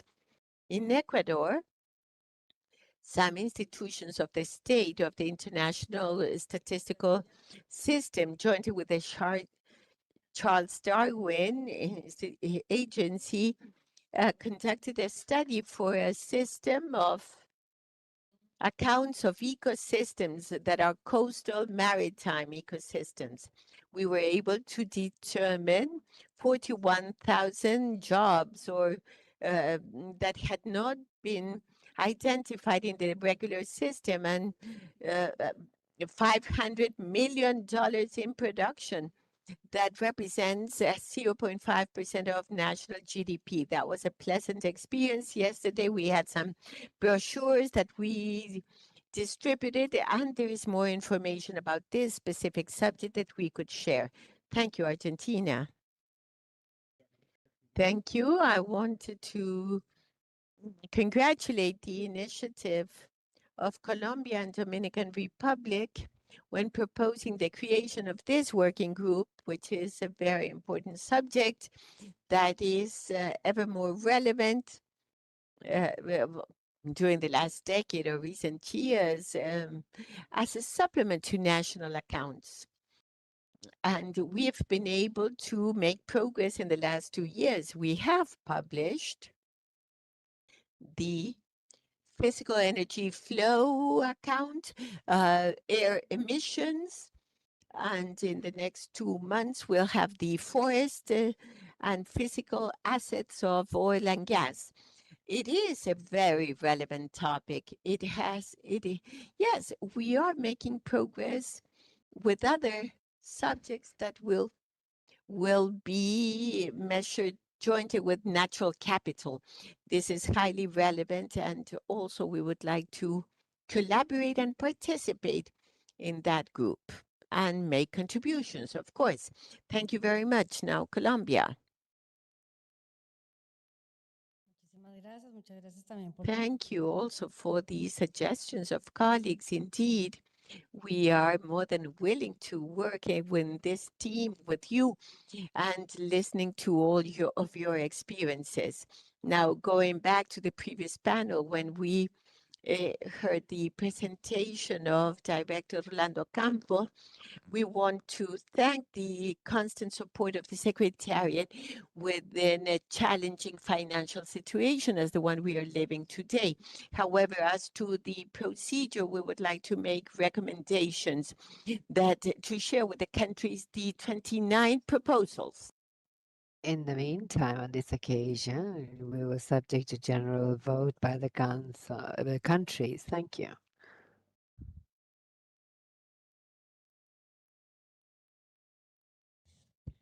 Well, thank you, Madam Chair. We would merely like to join the recommendation by Colombia. We think that the country consultation procedure regarding the priority setting, this is a process that is extremely relevant and also allows visualizing the more general reality of all countries. And so we would recommend that the procedure may be kept hereon.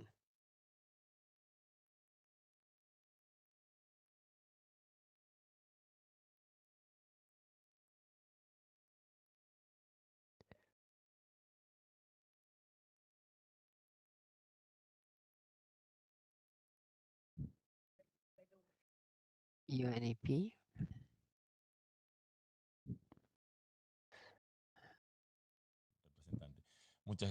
Thank you, UNEP. We offer our collaboration, our interest in the last two working groups. We've been talking about this quite clearly with our colleagues here. In the case of the statistics and gender indicator linked to climate change, it will be of special interest to us because of sort of tripartite co-secretariat. We think it is important. And we believe that with ECLAC, we can supplement our work in terms of climate change. And quite clearly, the third co-secretary could contribute everything that has to do with the gender perspective. It could be interesting because our expectation is to, as the delegate of Guatemala said, doing concrete measurements and numbers to something that usually lacks a little rigor, and that we could help making sense of it. So we would like to join in. Regarding the second working group, what can I say? This is UNEP dream in statistical terms, something that we've been working on in parallel and in coordination, sometimes fluctuating with other agencies, but well, there is not much time to truly weigh the relevance of all this. When we speak of going a little beyond GDP, this is also getting into GDP because it will have a significant impact on something that is not always recognized, environment and environmental resources within GDP, because in view of the tremendous dependence of the region on its natural resources, the economies are very much based on the primary sector. And so we believe it is very important to begin putting figures to the resources that we have, figures to the services that we provide, and figures to the services that we lose out on due to inaction, and all, especially with the climate change approach, the losses and damages suffered in many cases in terms of infrastructure and the provision of ecosystemic services, regulation, and others that we believe may begin to appear on this side. And lastly, invite countries to join in. This group is a continuation of something that's already started, something led by Costa Rica, and that resulted in a series of recommendations that intend facilitating the way of ONEs, or the NSOs, and the processes through which information is usually obtained. But we believe, and this is a very serious survey done by ECLAC 2 years back, there's a lot of being done in the region that could be changed to and transformed to begin closing some of the gaps in terms of the environment and statistics. And so once again, I urge you to join the group. It's going to be a self-help group in some way. We all have our issues still pending, but we're all here to support each other. And so we would be very glad if the countries decide to do so. Thank you. Thank you. UN Women is recognized. Well, thank you. Well, likewise, same as Javier said, as UN Women, we're expressing our interest in joining as a co-technical secretariat to the group on gender indicators and climate change. Since the Global Center of Excellence in Gender Statistics, we have been working on putting together a list with different sources of information in some countries of the region. And in this regard, we believe it is essential. And this is a very strategic space to connect and join the efforts, as UNEP has already said, with the agencies and within the groups, a working group, countries in a working group in the heart of the SCA. So congratulations to everyone, and I thank you for the invitation to generously join in the group stemming from the last biennium led by Costa Rica on environmental statistics, and which also is a very important precedent in terms of linking these two strategic topics, as well said, climate change seen from the gender viewpoint with a view to the current challenges that we face. So merely I'd like to reiterate our interest in joining. Well, thank you. ILO is recognized. Yes, I would like to join the interventions by Colombia and Chile. Rolando knows that we have talked about this. The labor market working group, but well, we have gone changing the themes a little bit. This is one of the oldest working groups in the SCA, a very active working group. We are constantly working with at least 18 countries, and even including Caribbean countries now. And so for us, it was a great surprise because we were waiting for the consultation. In fact, the proposal made was jointly with the 18 countries. We had a special meeting to put together the proposal on the topics that were of interest in the labor market and precisely the new standards on the way. And this is a new way that we have as a region to influence the global standards that are being discussed for the next conference. So, for example, caregiving and, well, platforms that are very much of today and very sought after by countries. And so it would be good to return to the practice, because when we had to meet again and say that the group had not been selected for the first time in a very long time, this was a great surprise to these countries. And in this sense, we know that we all have resource restrictions, but the ILO has no problem in taking carrying the weight of this. And we will move on to the community of practice. And in fact, Chile tomorrow will be presenting once again. But I think that this is so that this should not happen again tomorrow to anyone else. Thank you. Thank you. I join in the comments by Colombia and Chile and the ILO regarding the approval and continuity of the working groups. And at UNICEF, our situation is very similar to what the lady from the ILO was saying. We have a group on childhood for quite many years with a line of work, very active and very much supported by countries. And another working group on continuity based on an initial area of work that recently we were filing the administrative data. And we were surprised by the fact that the group was not accepted for the next biennium, despite the consultation had been made with the countries members of the group, and there was a lot of enthusiasm and acceptance. We also already had 3 countries ready to be co-leaders of the group.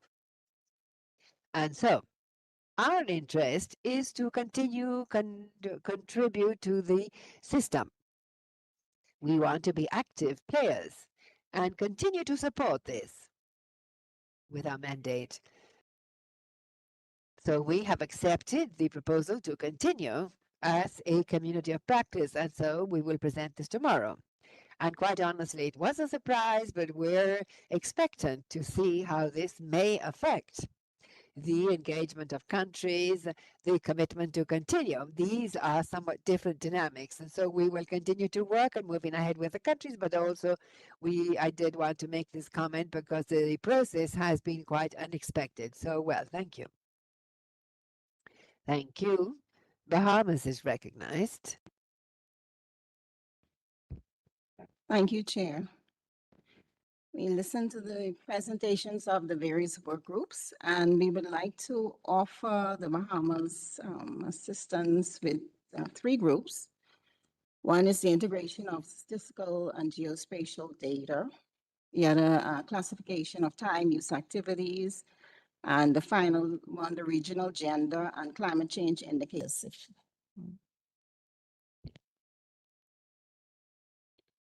Muchas gracias. Tiene la palabra el señor Rolando Campos.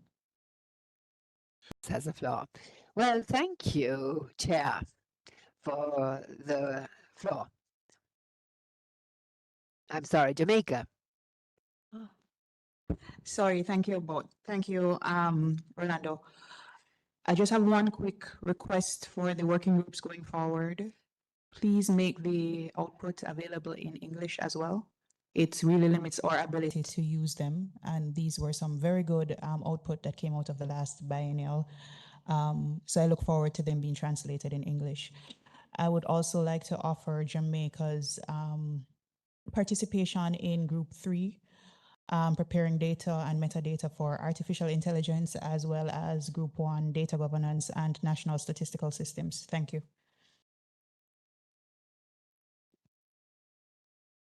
Gracias, Rolando, por favor. Muchas gracias y agradezco los comentarios. Thank you for your comments, Colombia, Chile, and our colleague, the ILO system, also UNICEF, in terms of what was said. First, allow me to say that we, as the Technical Secretariat, we work with the Executive Committee, which represents all countries and appreciates the work by everyone. Fortunately, we have guidelines for the ILO, and if I've understood your comments, well, for groups that have continuous work. And that is why we proposed that this may also be an alternative, these communities of practice, because that is the way to strengthen and add strength and value to the continued work carried out. And so these communities of practice will continue to work. And we will be hearing the presentations tomorrow on how each one of these actually work. The idea is that given the limitations that we have today, as you well know, UNIT is for its 80 years, but also UNIT, there's been a 20% cut for all UN system offices in terms of budget and also staffing and keeping 13 groups with the support by UNICEF and ILO to give this continuity for us as the Technical Secretariat is very complex. I understand the support that we get from the countries and the Executive Committee, but continuity is sometimes complicated.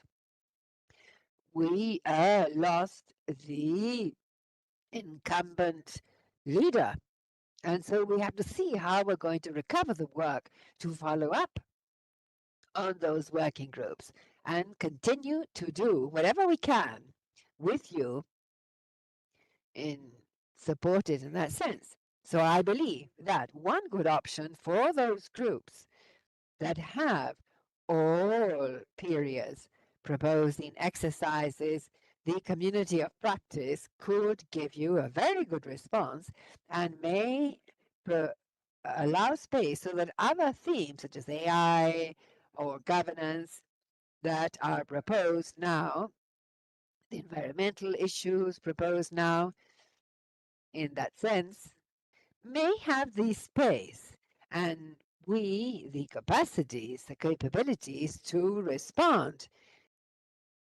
as required by countries. So we understand the situation and we're taking for granted that all of your trust in the executive committee was won. And we could go back to having an overall consultation of everyone, but I believe that this is as was explained, and also thinking of the technical secretariat and what we were going to address in the next group. We are not clear on how this is going to end. We don't know how the restructuring process is going to end up. And with the statistical aspect, how to do it. So with this, I believe that it would be clear. And for the next meeting of the SCA for the coming groups, we will open up to all of you. Because we've had this difficulty and we will put it to the next executive committee to see how it is seen. Thank you, Rolando. And so now we will break for 15 minutes.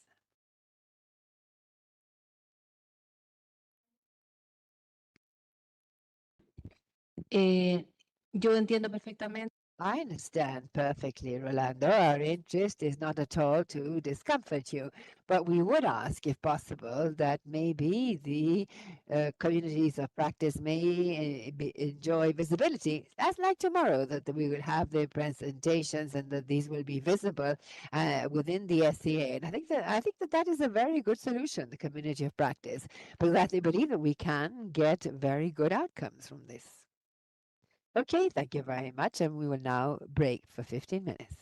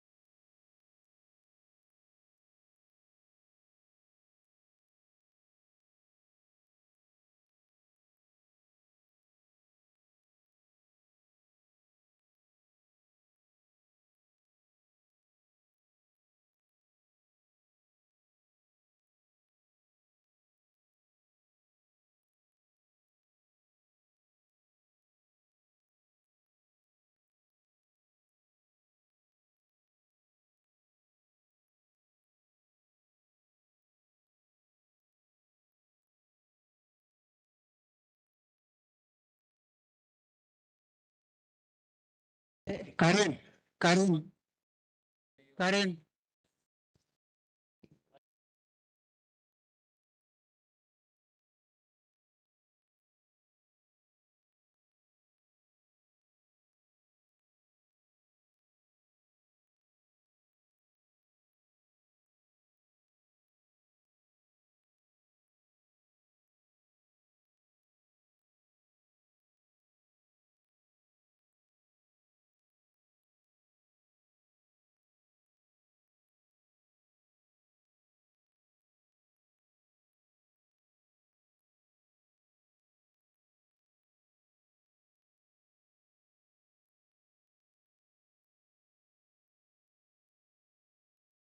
Buenas tardes a todas y todos.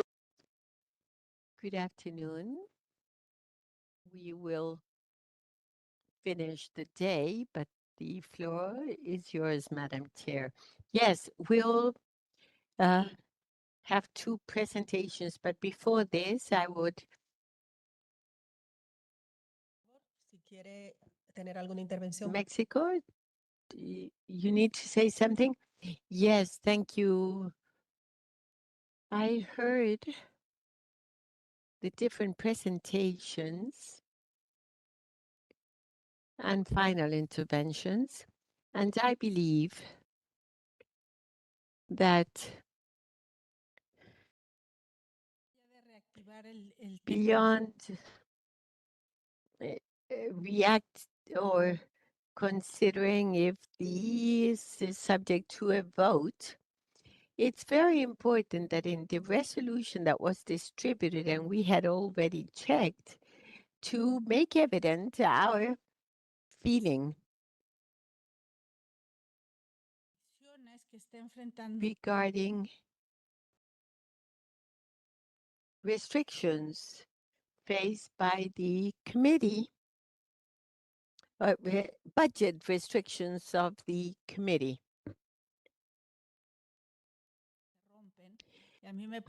Yeah, I think it's no longer possible that the Secretariat will help us more and more because they are no longer, in terms of doing it, do not have the resources to do it. So these painful decisions that are adopted are because of some adverse conditions. And in the draft resolution, I see nothing. It would seem to be that these are normal times. This resolution could have been the draft or the resolution of 10 years back or 8 years back. And I think it's important that we set in the record in the resolution the conditions under which the conference is working. Because otherwise it would seem that we are ignoring that situation. I'm a historian and an economist, and I like we set in the record for the present and the future, the environment we are in. Let us simplify this to future historians, telling them how are we facing these budgetary adjustments where there are vacancies. It's not that they will be recovered in 3-6 months, but these are vacancies that no longer, as I was told yesterday, they called them abolition or deletion. It's no longer a vacancy, but those places have disappeared. And it's going to be very difficult to reopen them. I would like the resolution to include, having heard the different subjects in the working groups, that we could find a way to say it. The idea is to include a paragraph, a component in this resolution. I will read a draft that I submit to your consideration. It can be improved upon, of course. Thanks and values the commitment of the Economic Commission for Latin America and the Caribbean in providing technical assistance and advice in statistical and geographical areas. And the proposal is, and urges to strengthen even further the technical, professional, and human infrastructure that are indispensable to respond to the requirements of our countries that are of great relevance and highly necessary in the region, especially in the context of transformative initiatives like that of Beyond the GDP, and we can add others. That is, we have more work and we have less resources, and we need to be adopting decisions that are ever more difficult, and we need to make this situation evident. Thank you very much. We'll take note and we'll have a proposal to be submitted to the executive committee. I now give the floor to Mr. Daniel Cacho. Yes, thank you, Madam Chair. Briefly, as you know, we'll have two presentations regarding the group of statistical coordination for the 2030 agenda. You will recall that the members in the global instances were changed, and the group has participated in these two instances, and jointly with the members of the group in the past meeting, we have decided to share with you two presentations, one regarding HLG and IAG.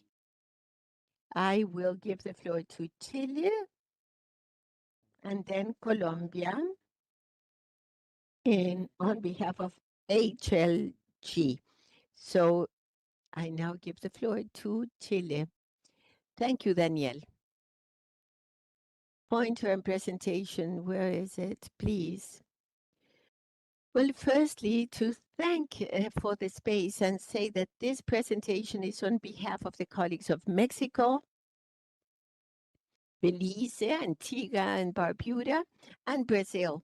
They are the present members of the region in this working group. ¿Está la presentación de Chile? Ah, ahí está. There, no.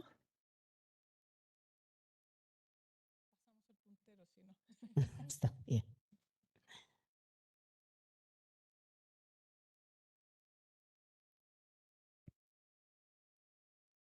Bueno, tal y como mencionaba, As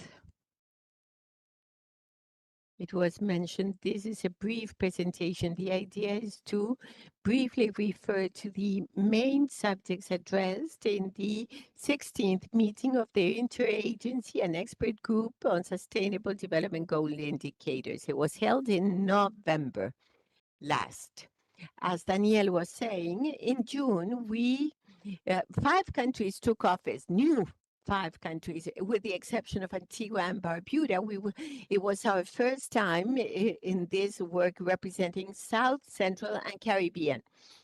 South Central America and Caribbean. And therefore, this presentation is on behalf of all of us members.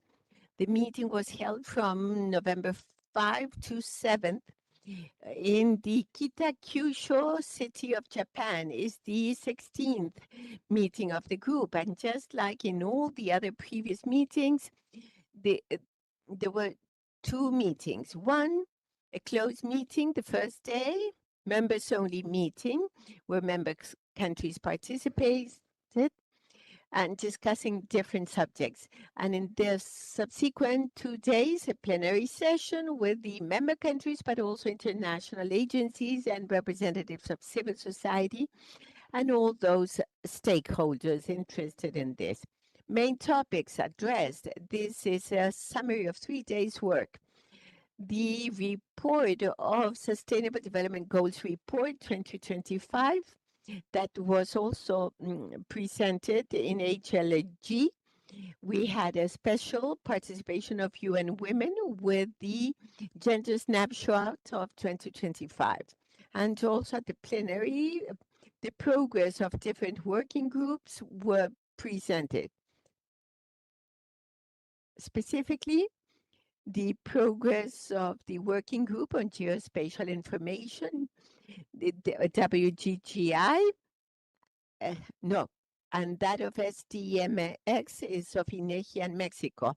That of Geospatial Information was headed by Ireland, and then we devoted a lot of time in the meeting to the tasks or work conducted by lesson learned groups for monitoring the Sustainable Development Goals. I would like to stop 1 second because an important part of the meeting was the significance of all of us countries to share our learning in these 10 years to make evident the difficult implementation of the agenda in each one of the countries. And also that all these lessons learned be the starting point for the conversation to be held after 2030. Also, there was an important report on what is the present status of data availability refinement and metadata review of the SDG indicators. Some proposals for perfection and review of those of metadata of some indicators. It's important to recall that 234 indicators are classified in tier 1 or 2. We no longer have indicators without methodology, so that is progress. And one of the innovations that we were told, all new countries, we were the first time in the group.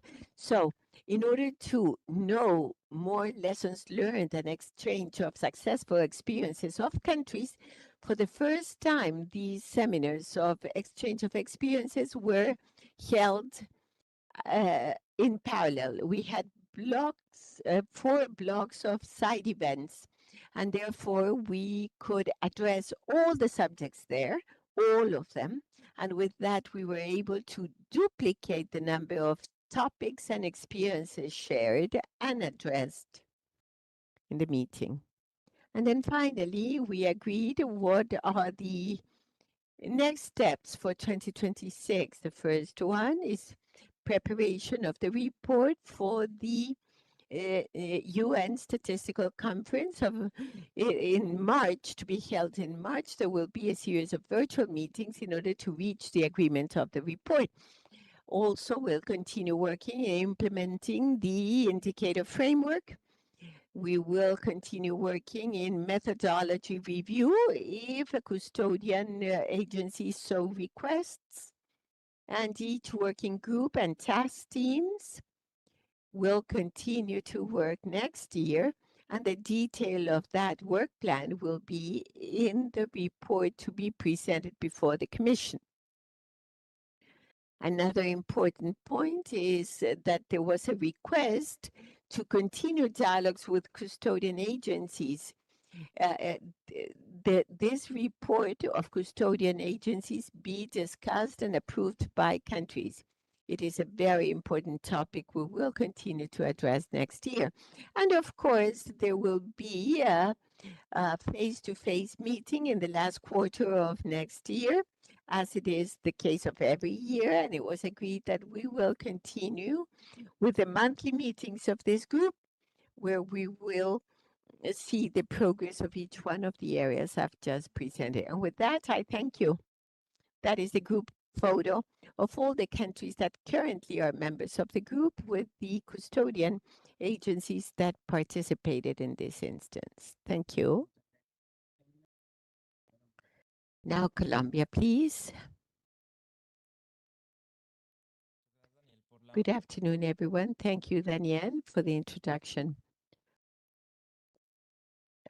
The presentation will be the update of the high-level group for the coordination, capacity building, and alliances. It's the self-help group that was created with that willingness of being a high-level space where the top authorities of statistical offices would set these priorities and thus in some way could improve the coordination they had in order to promote that investment in data and official statistics. Some general elements. First, it was the 10th anniversary of the group with its meeting on November 10 and 11 in Saudi Arabia with the co-chair of Albania and Kenya. Members are Barbados, Colombia, Honduras, Trinidad and Tobago, and Uruguay. And it's important to recognize that in 2025, the group updated its mandate, that although you can see some elements, and what summarizes the mandate is to advance in the appropriation of 2030 agenda, the role played by data in it, and the importance of working with that sister group, JES. It's the advance of technical components. It is within the framework of this group that progress is made in the follow-up of the World Forum, Data Forum of the UN. Some key topics, for example, that the next edition of the forum will be between November 9 and 12 in Riyadh. And an important announcement is that 2 days ago, progress was made in convening sessions for the participation in the forum that this year will be centered in the 4 thematic areas that were approved for sustainable development in Medellin action.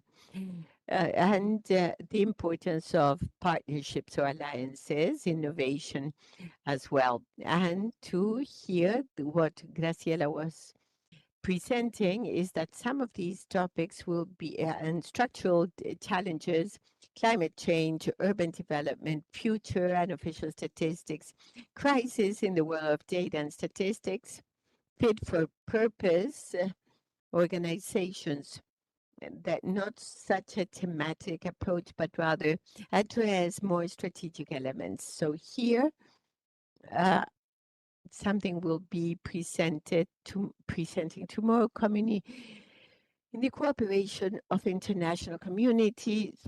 We should see what are the proposals that we would take to the data forum to see what are we different as a statistical conference of the Americas. Now, an internal review in the group has been made to say that there are more things happening at coordination level, and that in its 34th meeting in the city of Medellin, an articulation was worked on how this community of official statistics could influence in what was the 4th International Conference of Financing for Development held this year in Seville. So there is an important achievement, and that's my comment on self-help. How can we get the official statistics of this niche and put it in the environment of another development agenda that is financing sustainable development? This is the role of data for those development financing and where we can see the national statistical systems, the quality of data. And it's a tremendous joy to see this document, the legacy of the 5th World Forum.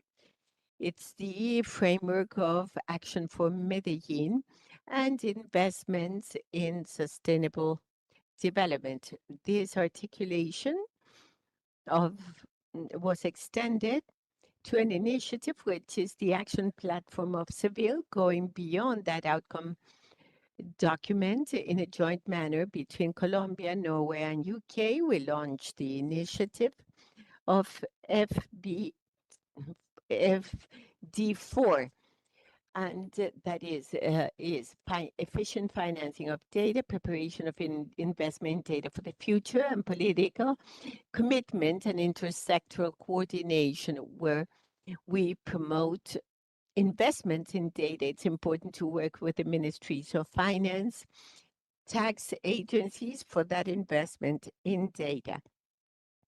Also, there is coordination with other agencies, and to say that the road to be followed with this initiative is we are making progress, identifying lines of work to have more specific conversations, and we will present the results of those conversations at the Statistical Commission as well as Development Financing Forum.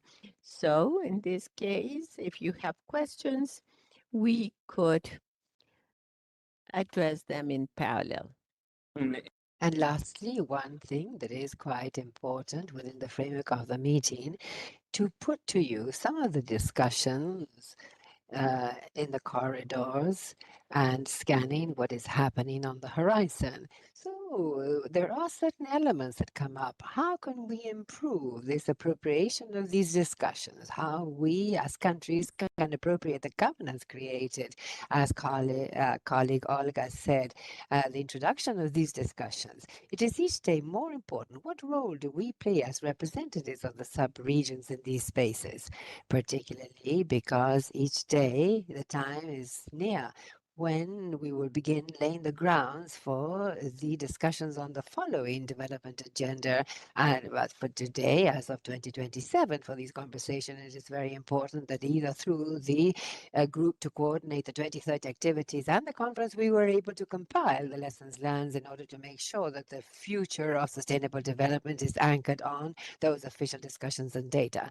And so that is why we're beginning to address certain additional topics, such as the potential of a group such as this, in order to encourage that learning among peers and how we can move ahead in facilitating that incidence that may be held by technical organizations such as the national statistical offices, as well as the link to the closure of the 2030 agenda. And then after that, we a joint call to talk about the mechanisms and processes that we should start in order to compile all of the lessons learned that we have. And when we take a look at other communities, you can clearly see that with regard to data and official statistics, we have made extremely significant progress.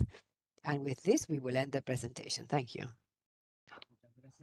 Thank you very much, Camilo. And to close, I would like to mention that at the past meeting of the coordination group, they're promoting a lot the group of coordination as a space for discussion about these topics far beyond the 2030 horizon and the future of each one of these groups. And that surely there's going to be a new mechanism for follow-up. But also there was insistence on the need to strengthen communication with the countries represented, not only the representatives.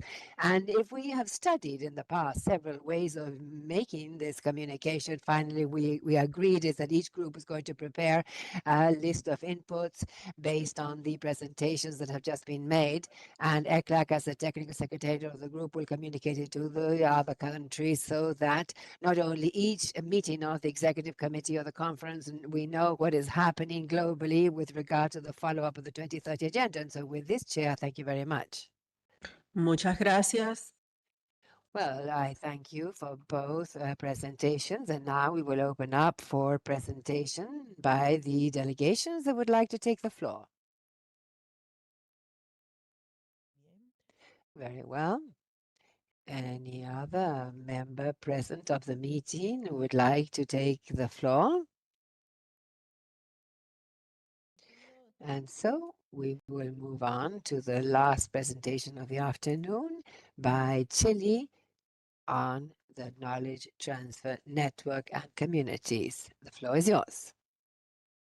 Well, thank you very much, Madam Chair, for this space in the agenda that we've been given.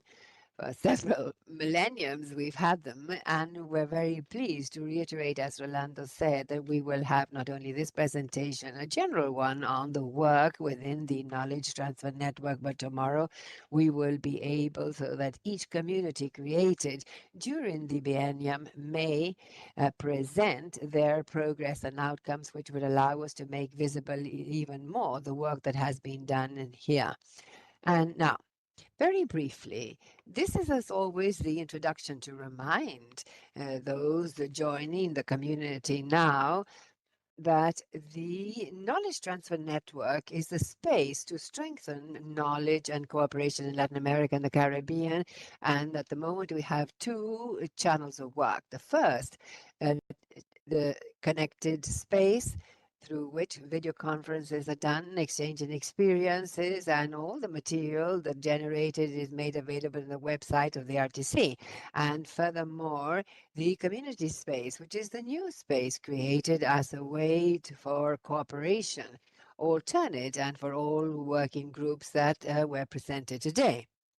The main outcomes during this biennium. The truth is that has been a biennium that's allowed us to strengthen, grow, and implement in the region this space for cooperation as a single space, which fills us with joy. The work would not be so successful if we did not have the support and participation by all NSOs and all the international agencies that have joined the space in order to share experiences and knowledge and good practices among everyone. As in previous bienniums, we began this biennium by raising the needs, and we consulted all countries on the themes that were relevant for them to be addressed during the biennium. And we began with the collection, 134 themes to go scheduling over the 2 years, different activities and cycles of video conferences with the participation by countries and international agencies. As an outcome of this, during 2025, we've already carried out 41 video conferences, and we have exceeded by far the average of previous years. And obviously, this important figure reflects also the presentation of the working groups, which is a dynamic that we have been implementing in the network for 3 bienniums now. And these 41 video conferences this year, we have enjoyed participation by more than 6,500 persons of the communities in Latin America and the Caribbean.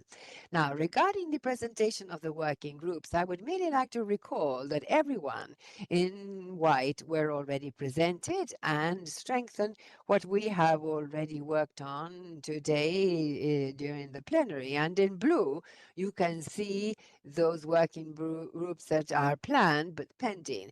And the presentation by these working groups means that as of mid-October, the agenda increased greatly, and those who received the invitations have realized that we, on average, are 2 video conferences per week.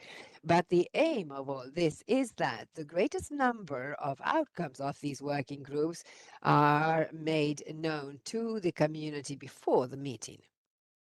Now, the number of partnerships continues to grow, and here once again I would like to thank everyone who has approached us and asked for our support to generate different events. These are just some of the partners that we have had during the millennium, and we're hoping that this figure will continue to grow throughout the following one.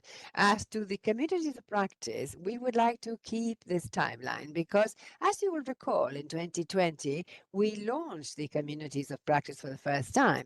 And there we had a pilot of something on census. And it was good to put this collaboration methodology into work. None of these are still current, but these were the pilots that allowed us to kick off. And then in 2022, we created the community of leader women, which is still valid today. And tomorrow we will hear a presentation by them, same as the community of practice to measure care, the Care Society created in 2023, and that also is one of the most active communities to date. And they too will have a presentation tomorrow to tell you about their work in further detail. And during this biennium, we had a community somewhat different. That was a request by the cartography working group. They wanted the entire exchange of documents in the biennium should be left at a particular site. And so they began a community that is very valid, contrary to the others. And so this will now be discontinued with the closure of the working group. And then 2024, also within the framework of the World Data Forum in Colombia, there were 2 communities furthered by the IDB, sexual orientation and gender identity, and the community of practice on ethnic and race statistics. And both communities will also have a presentation tomorrow. Now, During this 2025, we have launched, as Camilo already said, the Community for Cooperation and International Affairs that seeks to all people responsible for these things should have a space for coordination, cooperation, and dialogue. And this is very much in line with what Rolando was saying this morning regarding the new strategic plan of the conference, which, among many of its aims, seeks for the region to have a joint position and present proposals, joint proposals in international fora. This is one of the aims that we're seeking with this cooperation. And then also created, and we're just on the verge of launching, the Community of Statistics.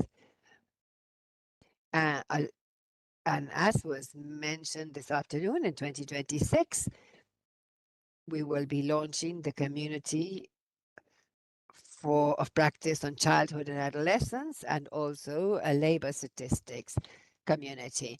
I will not dwell on this because tomorrow each community coordinator will have their space, but this is for you to take a look at the figures and the movement, the active participation that we've had in each one of these instances, and the collaboration that we continue to have among NSOs and international agencies. So this is CARE, and as I said, cartography of the census that ended now with a presentation by the group, and then also race and ethnic statistics and sexual preference and gender identity. And also these two communities, the new ones, and that have now started work. And I would like to say that everyone who would like to be part of one of these may communicate us through the network and the RTC network. And most experts in your offices are in these spaces for the exchange of knowledge and discussion, and that we should continue to democratize the engagement by each one of the persons working in the statistical offices. Regarding the work plan for the next biennium, the proposal is to once again pick up the needs during the first quarter next year to hear of the topics of interest and that we should schedule during the biennium. We're going to continue strengthening the exchange of experience via connected RTC and continue to strengthen the partnership, promoting and continue to disseminating the RTC communities and make available the space for all themes of interest. And would like to create one of these spaces for coordination and communication. And then lastly, that this continues to be a challenge to strengthen participation by the countries of the Caribbean. We understand that there is a language issue, which is always a barrier for in these spaces, but I would like here to strengthen this because sometimes we forget that it is thanks to the WebEx system that we have now and that is made available by ECLAC. We are able to activate the subtitles in English and Spanish in all video conferences, and what we would like is that this new tool or mechanism offered by the system may allow more active participation by all countries of the region. And so with this, Madam Chair, I end my presentation and I leave you with the contact emails in case you have any doubt or would like to contact us for any way.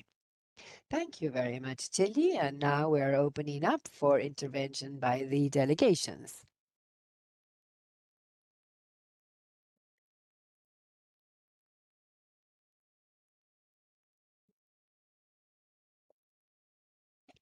Muchísimas gracias. So thank you very much, Madam Chair. I would merely like to highlight the relevance of the RTC network as a key player within the framework of all progress made with this initiative and joint work of the Statistical Conference of the Americas. Often in other spaces, we speak of the relevance of discussion and socialization of efforts made, and without a doubt, with the outcomes that we have seen, we see that somehow the discussions are being democratized these discussions are technical, but we do reach new audiences. And so it is essential to echo and bring to these new audiences in these spaces, aside from those of us who are day to day working on this at UN Women, would reaffirm our commitment to continue working not only in coordinating these spaces and spaces for dissemination as we have done so far, but also our commitment to support these communities. And as the years go by, we see that each time there is more effort by countries, and this is also an invitation to the agencies to be part of this and support us, not only with time, but also work and coordination within the framework of country initiatives. Thank you. Gracias. Tiene la palabra. Thank you. UNDC. I would merely like to express our interest in taking part in the working group on AI readiness, as we have spoken with Chile on Monday, and the possibility of a synergy with metadata from some of the technical assistance that we provide the countries of the region. And right now, the community of practice of the classification say that in the start of November, there was an international meeting on international classification. And so thank you, Chair, for supporting us with the support and the Ecuador team. And we're leaving with the experience of the region as far as Korea. And there is when we will have to review the classification based on the new convention. And so with the implementation presentations given, we see that the synergy that we have of the classification on occupation and others. Thank you. Previo a concluir, Well, prior to closing, I would like to make an announcement. Tomorrow we will be having a meeting at 9 a.m. in the Z407 room of the Clavis building. This is a meeting, room 707 in the same building. I believe she said 407, the meeting of the community of women leaders. And so all women are invited to take part and accompanying us at this meeting tomorrow at 9 a.m. So there are no further interventions. We thank you very much for your participation today. This has been a fairly full agenda, very interesting and challenging. We see you tomorrow at 10 a.m. for those of you who will not be present in the 9 a.m. meeting. Thank you very much.